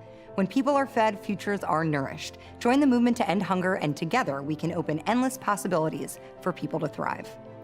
Visit feedingamerica.org/actnow. For each life moment, your kids could get free or low-cost health coverage from Medicaid or CHIP. Kids up to age 19 are covered for checkups, vaccines, dentist visits, hospital care, and more. Your kids may be eligible now, even if you've applied before. And if they already have Medicaid or CHIP, remember to renew every year. Get started now at insurekidsnow.gov. Paid for by the U.S. Department of Health and Human Services. Cougar football on K105. Cougars win tonight by the final score of 30-12. We'll come back. Fifth quarter show is next here on K105. Hi, I'm Dr. Ashley Gabbard, internal medicine physician with Owensboro Health. I'd like to talk with women 40 and over about having annual mammograms, even if there is no history of breast cancer in your family. Early detection provides women a strong advantage in fighting breast cancer. Ask your primary care provider for a referral and schedule your screening online at owensborohealth.org/mammogram. Dear Coach. Dear Coach, they don't teach you that inner strength is the most important kind of strong, but you taught me that.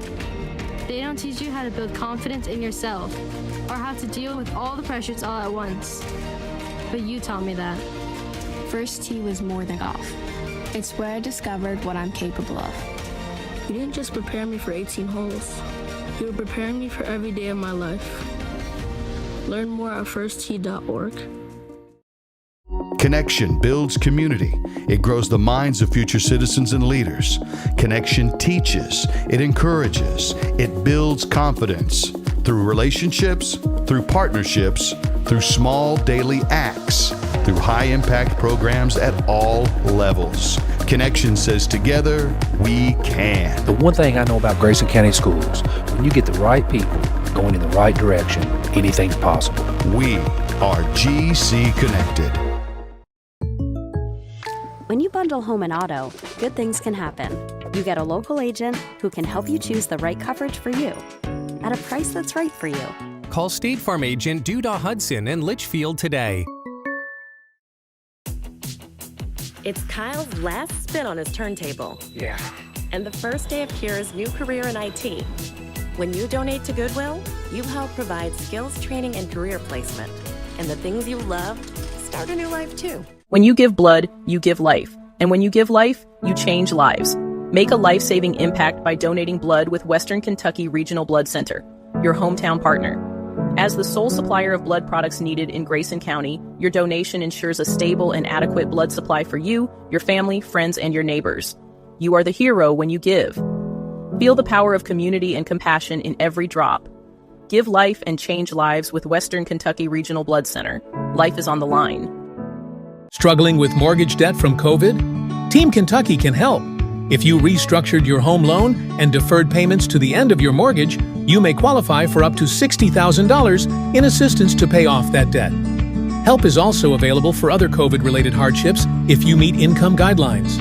Apply today at www.protectmykyhome.org. This ad is sponsored by Kentucky Housing Corporation, the Kentucky Broadcasters Association, and this station.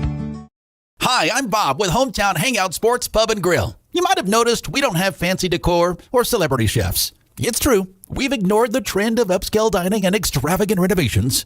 That gets pretty expensive, you know.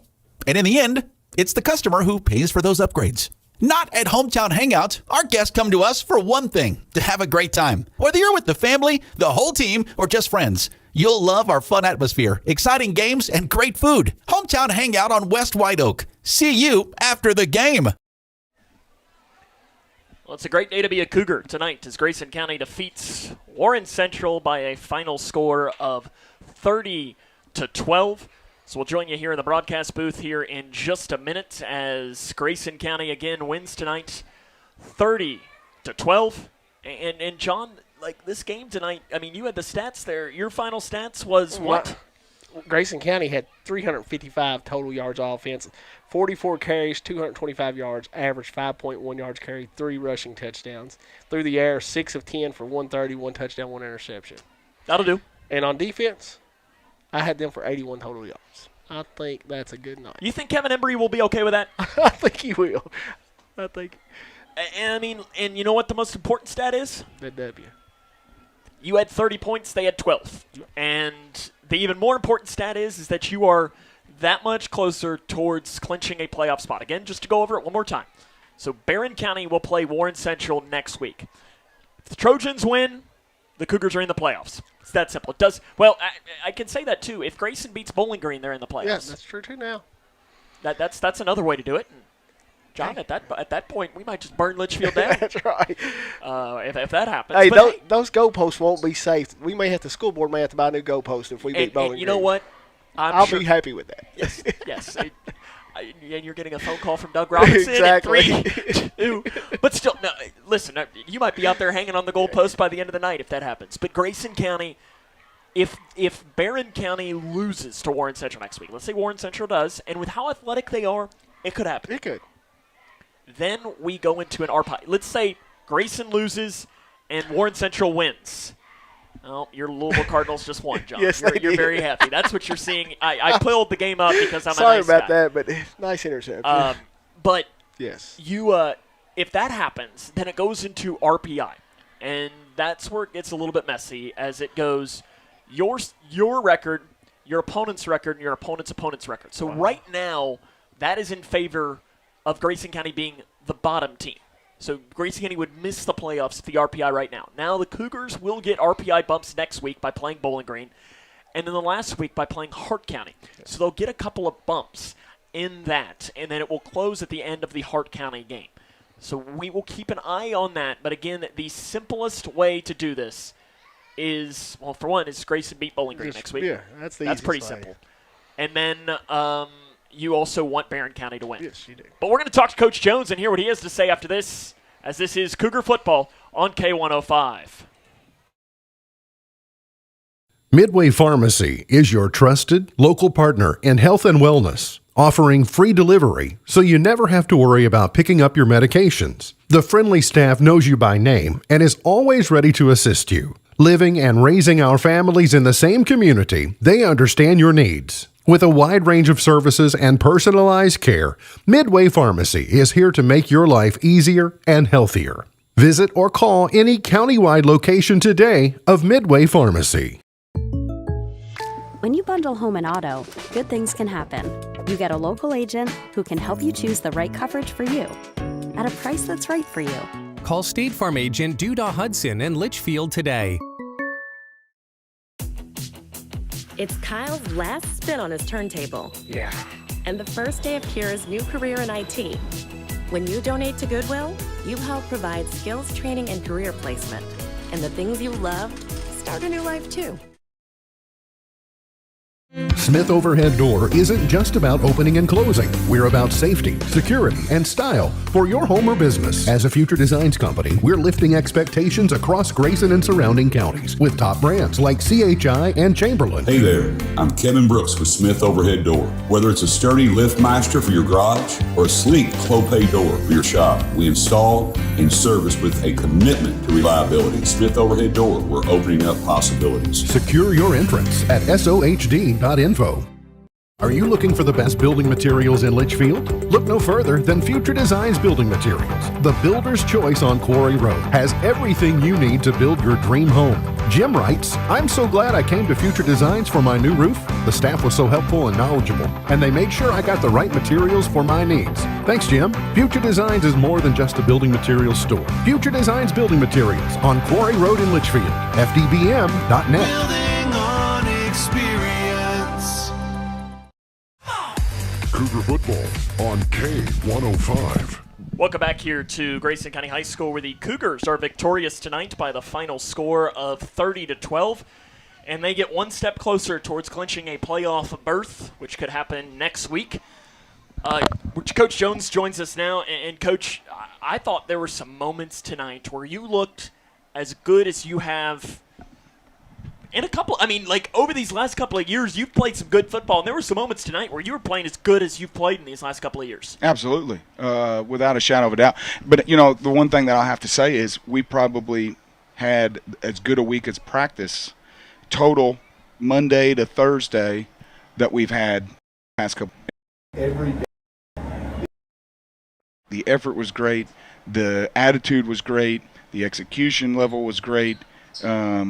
And, I think the kids, because of all that, I think they felt great going into the game about the game plan. And, that's what we talked a little bit back after the game in the huddle was, when you practice at that level day in and day out and you're seeing these things work over and over and over again, you step out here on Friday night and you're like, when you hear a play call, you're like, heck yeah, that's going to work. It's worked all week. And the linemen said, that this was as confident as they had felt all year about what we were doing and how we were going to go about the game and what our game plan was against them. We wanted to have long, sustaining drives. They're athletic and can score in a hiccup, and so we had to be smart. And then I think we just really dominated up front. Started off early with the option game. They tried to make an adjustment, so it got into a little bit of the chess match of they make an adjustment, so we start doing something a little different. Then we come out from halftime and make an adjustment that we felt like was going to be good against whatever they might do, and it was the right move. And so we were able to get that stop and score, and that's kind of what we talked about at halftime is we got to come out, get a stop, get a score, and really kind of put things heavily in our favor. And the kids did that. I'm so daggone, man, that's why I'm so proud of the week we had leading up to tonight's game, and then to see it all just come to fruition under the lights. I told them I was down there. I had goosebumps. I could feel it in my head and my arms because of just how awesome it was to know what every day was like this week, and then to see them at that level. Hands down, that's the best we've played this season, and I don't disagree with you that would be competitive with how we've played over the last 3 years when we were winning a bunch of ball games. And, I told them, I said, for me as a coach, knowing all that stuff from throughout the week, I feel better tonight personally than I had going through those 2 seasons where we won district championships, because you just want, when they have such a great week of practice, you want it to really play out like it did tonight on the field for them, because man, does that build some credibility in work ethic and effort and preparation. And I think so. Hopefully for them, and that's what I told them, I said, hopefully you see that when you prepare the way that we did this week, you perform the way that we did tonight, and more times than not. And so it was just all week just a really awesome experience to be around this group, and they've just keep getting better, keep working, keep grinding, and it's really a ton of fun to be a part of. I'll be the first one to say I think I coach exceptionally hard. I've got high expectations. I hate losing a whole heck of a lot more than I like winning, and so I know at times it's probably tough. Going through some of our practices and film sessions and stuff like that when we're talking about mistakes, but I love a night like tonight when you get to hug guys up and tell them how great they've done, and that's the awesome part of being, I guess, in the job that I'm in is you get to come back and a guy that you may have been on last game has a great game tonight, and you're able to see like, hey, you see what happens when you keep moving, you keep going, you keep working, you keep just trying to perfect your craft at whatever position you are. That's the ultimate reward, in my opinion, as a coach. And, man, there was a slew of guys that played really, really awesome football tonight. Your defense tonight, we talked about it in the open that there were some concerns about explosive plays for this team. Yeah. They're very explosive here, and I'm looking at my stat sheet here. It's on here somewhere, and it's losing me. But as far as quote-unquote explosive plays, maybe one the entire night for them. Your defense did a really good job. Yeah, we did, and that's what I told him at the end. Because, I'll be honest, I was not in a great mood on the sideline when our defense was on the field. I just felt like they were nickel and diming us, and, with the inside run game, and I didn't like that. But, we did a good job of bending, not breaking, keeping things in front, not giving up home runs. They didn't bust a 60, 70-yard run or pass or anything like that.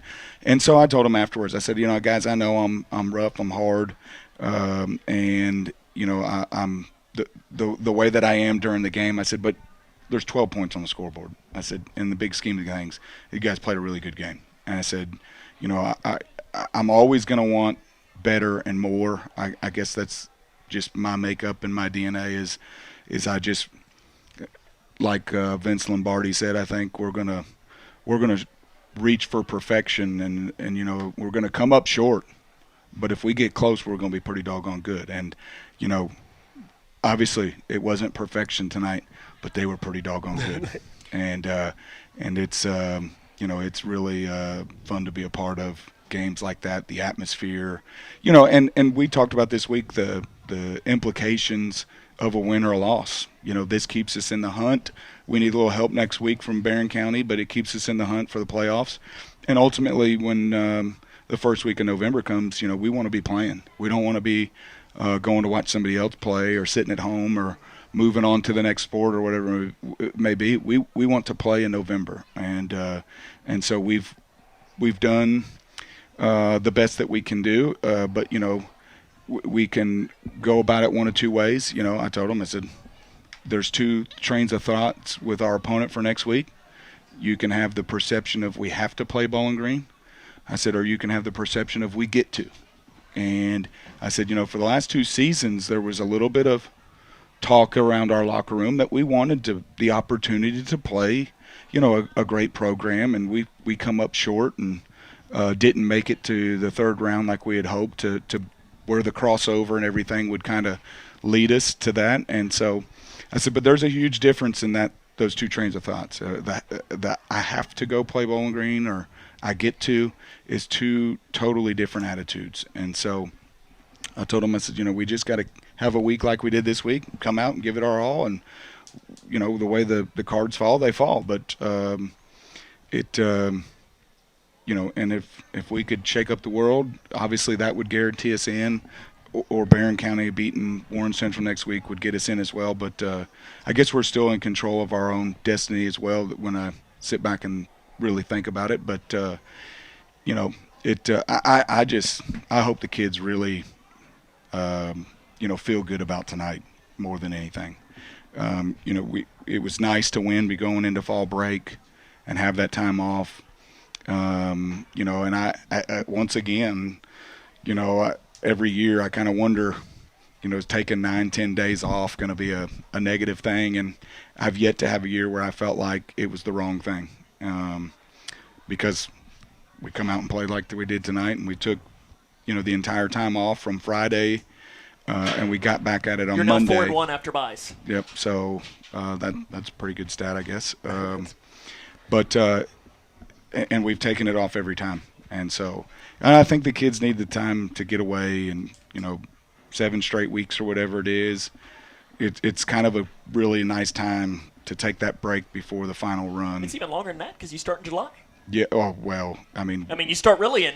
We start in January. Yeah. You know, whenever our season ends, we will, you know, we'll take off until Christmas break, and then when we come back in Christmas break, we start back at it for our guys that aren't playing basketball, and then our baseball guys obviously get to winter stuff and that kind of deal. But you know, we start trying to get guys back in the weight room in January, and then you know, that goes through the school year. Then we get spring practice towards the end of the school year, and, you know, with the exception of the band, I don't know that anybody invests more in their sport or activity than football does. But it's a necessary thing, you know. I mean, you've got to be big and strong. It's a you know, it's a contact sport. It's a violent game, and so, you know, that's as much injury prevention as it is anything. And you know, like I said, that our band's probably the only people that are here at this school more than we are, but I guarantee you they're here more than we are. I guarantee you they are. And good luck to them tomorrow, too. Yeah, yep. They had a big champions. week. I know they have a big competition tomorrow as well. So.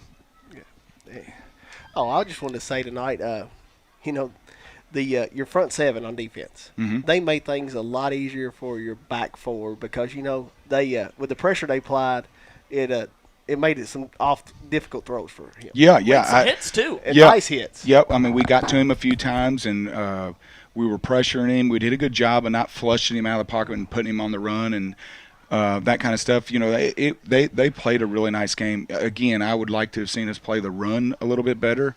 You know, what our original game plan early had us kind of maybe a little out of position, and we made an adjustment at halftime, and I think it was better. But you know, I think a couple weeks ago, you know, we just talked. I talked with Coach Embry and a couple of the other guys, and just felt like we spent some time, I guess, in some conversations trying to figure out, you know, who's our best 11 guys, and then, okay, how can we arrange them? What scheme is going to fit those guys? And I think, you know, moving to this odd front has been beneficial for us. And so it allows us to have a little bit deeper rotation up front on the line because we're taking one off the field. So now we're rotating an extra – it's like we've created an extra guy on the depth chart almost. And so that allows those guys to rotate a little bit more. And then it brought Jace McAllister on the field. And, you know, he's just a sophomore, but the dude can play. Good. Yeah, I mean, he can play. And to me, it is the ultimate story of a guy taking advantage of an opportunity. He just kept working, kept practicing hard, kept seeing him in practice, played great in JV games. And it was like, finally, it was like, guys, I think this guy's got to get on the field. He's got to have a chance on a Friday night because of the things that he keeps doing. We've just got to see if that's going to translate into Friday games. And, you know, he played in the Ohio County game and had a slew of tackles and a couple of sacks. Plays tonight. He's got had 2 sacks and a block punt. Yeah, a couple sacks, a couple block punts, a block punt. You know, he's got tackles for loss. I mean, he just, you know, I'll be honest with you. I told, I don't know if it was Coach Embry or one of the other guys, but I said, I wish we would have thought of it earlier. You know what I mean? It just, but it's been a great move for us getting him on the field. And it's allowed us to do some different things that have been good for us so far. So we just got to keep building on that, and see where that leads us. But it was a good move, and he's been playing lights out. I mean, he's got a chance to be really, really, really good. Very coachable, great attitude, and a heck of a motor. So he's just he will be somebody that as a coach you can say, look, he sat and didn't play really in the first 5 games of the season. He comes in week 7 and really takes advantage of his opportunity and has solidified himself as a starter at defensive end. And so he stepped in nicely as our long snapper because his brother got hurt, who was our long snapper, and he's done a good job there. And so I'm just super proud. We see a lot of sophomores out there, both sides of the ball. But, it's a good class. They're pretty good football players, that's for sure. And, got great attitudes, great effort, very coachable, a lot of fun to be around. And so it's I just can't say enough about the performance tonight after such a heck of a week. Next week, Bowling Green. I can tell you, Bowling Green kicked a game-winning field goal to defeat Greenwood 17-14 tonight. Wow. So a 30 or 27-yard field goal at the gun to beat them. And to me, Greenwood was one of those games that play here, play there, and you're right in that one. Yeah, I think you played pretty well some here turnovers, and then the way that some of the drives worked out. They scored right before halftime, then got the ball back, where they were able to kind of double dip. You can say, hey, yeah, they lost to them by 3. Yeah, we were in this, and they got to come up here. Yep, absolutely. No, if we're able to run the ball and do some things like we did tonight, I mean, there'd be a lot of people that we can compete with. I mean, that's just.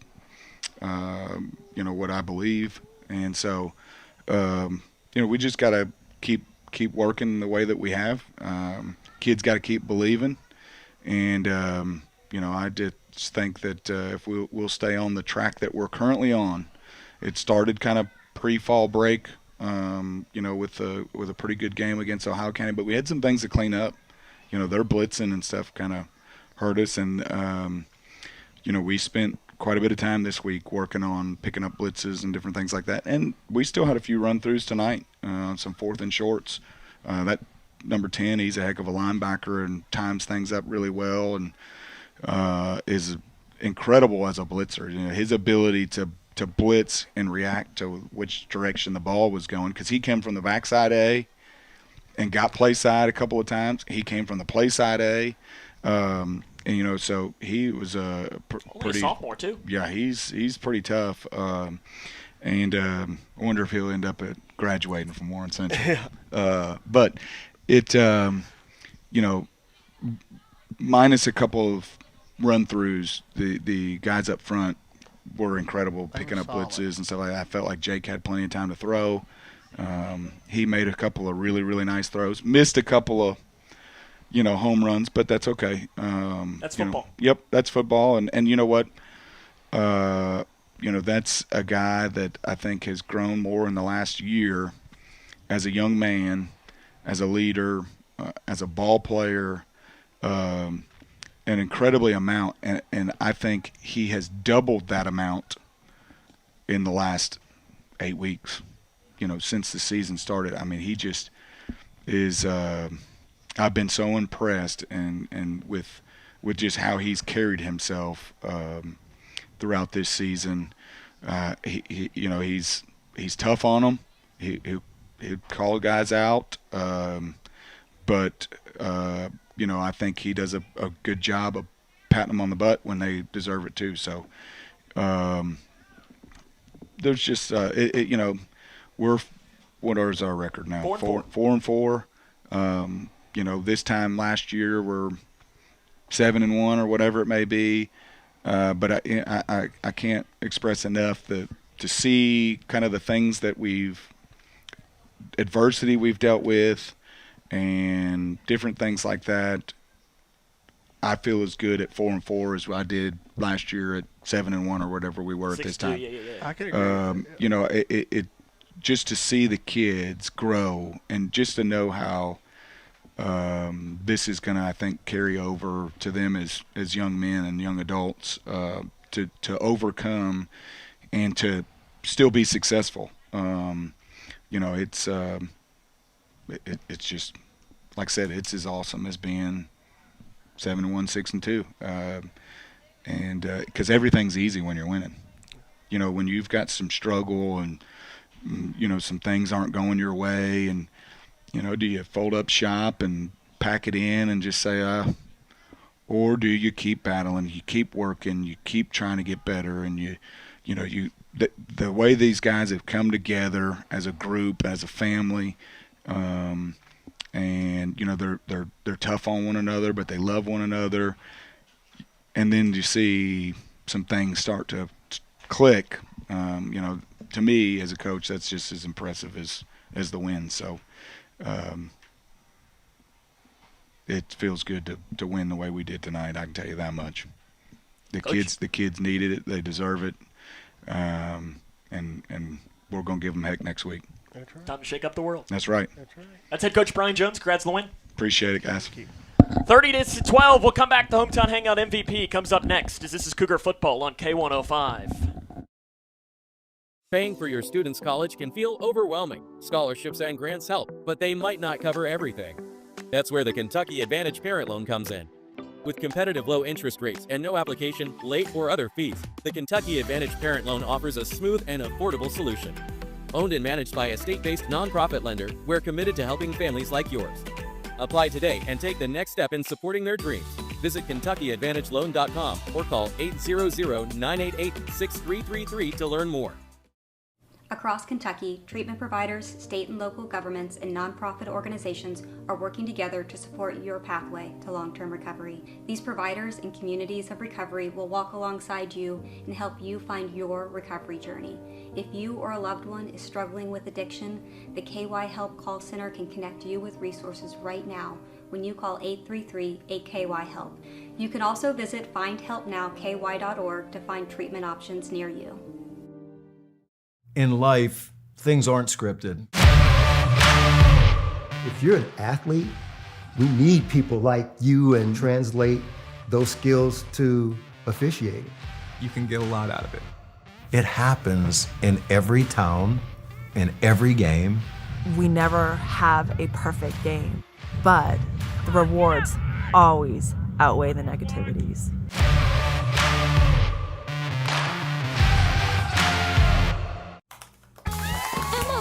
Did you hear? Todd's in the hospital. Who's Todd? He got a collapsed lung from vaping. He thought it was cool. Not cool. Promise you won't vape, Emma. It can lead to a lifelong addiction, and we can't be friends if your lungs collapse. Bogus. Wacky sitcom teens aren't the best people to talk to your kid about vaping. Hey, you got a minute? You are. Start the conversation with your child about vaping today. Cougar Football on K105. Cougars are winners today against Warren Central by the final score of 30-12. As your hometown hangout MVP for today's game, John, as I think your MVP, we got to give it to... I think we got to give it to Jake Bratcher. He played an excellent game running this offense today. Fine with me. Jake Bratcher is our hometown hangout MVP for today's game, and our K105 play of the game, I think we're going to go that 39-yard touchdown pass. That was nice. That was really nice to see. So that's our hometown hangout MVP and our K105 play of the game. We could have given out a bunch of plays of the game and MVPs from today's contest as well. The game got started with a 1-yard touchdown run by Ethan Mudd with 5:57 left in the first quarter. Cougars led 7-0. Buster then scored an 11-yard touchdown run to make it 14-0. They answered, did Warren Central, with a 10-yard touchdown run by Walter Moore that made it 14-6. But Lane Beasley put in a field goal at the end of the first half to make it 17-6. Cougars got the ball second to start the second half, and it ended with a 12-yard touchdown run by Ethan Mudd to make it 24-6. Warren Central would score a 17-yard touchdown run in the third quarter, but the Cougars would answer on a 39-yard touchdown pass from Jake Bradshaw to Jamison Buster. That was the dagger to put the Cougars up 30-12. Next week, the Cougars get a chance to shake up the world as they take on the Bowling Green Purples. Come out and support these guys for senior night. Yes. These guys really deserve your support. Get the community behind them, and like I say, let's shock the world. That's why you play the game. That's it. That's why you play the game. And listen, if my Cooper Jaguars can't do it, let's have the Grayson County Cougars do it. That's right. So hopefully we can have a big crowd out, and if not, we hope you join us as kickoff is set for 6:30 next week. John, it's been fun. It has been. It has been. Good win here tonight for this Grayson County squad. Again, Bowling Green is the opponent next week. So that'll wrap up our coverage here tonight. I want to thank the K105 Digital Productions crew for their hard work. Your camera operators were Garen Johnson and Addison Parker, and your director was Zach the Sleeper Jack. So tonight, where Grayson County picks up a 30-12 win to improve to 4-4 in the season, an inch closer towards clinching a playoff spot. For John Decker, this is Sam Gormley saying, so long, everyone.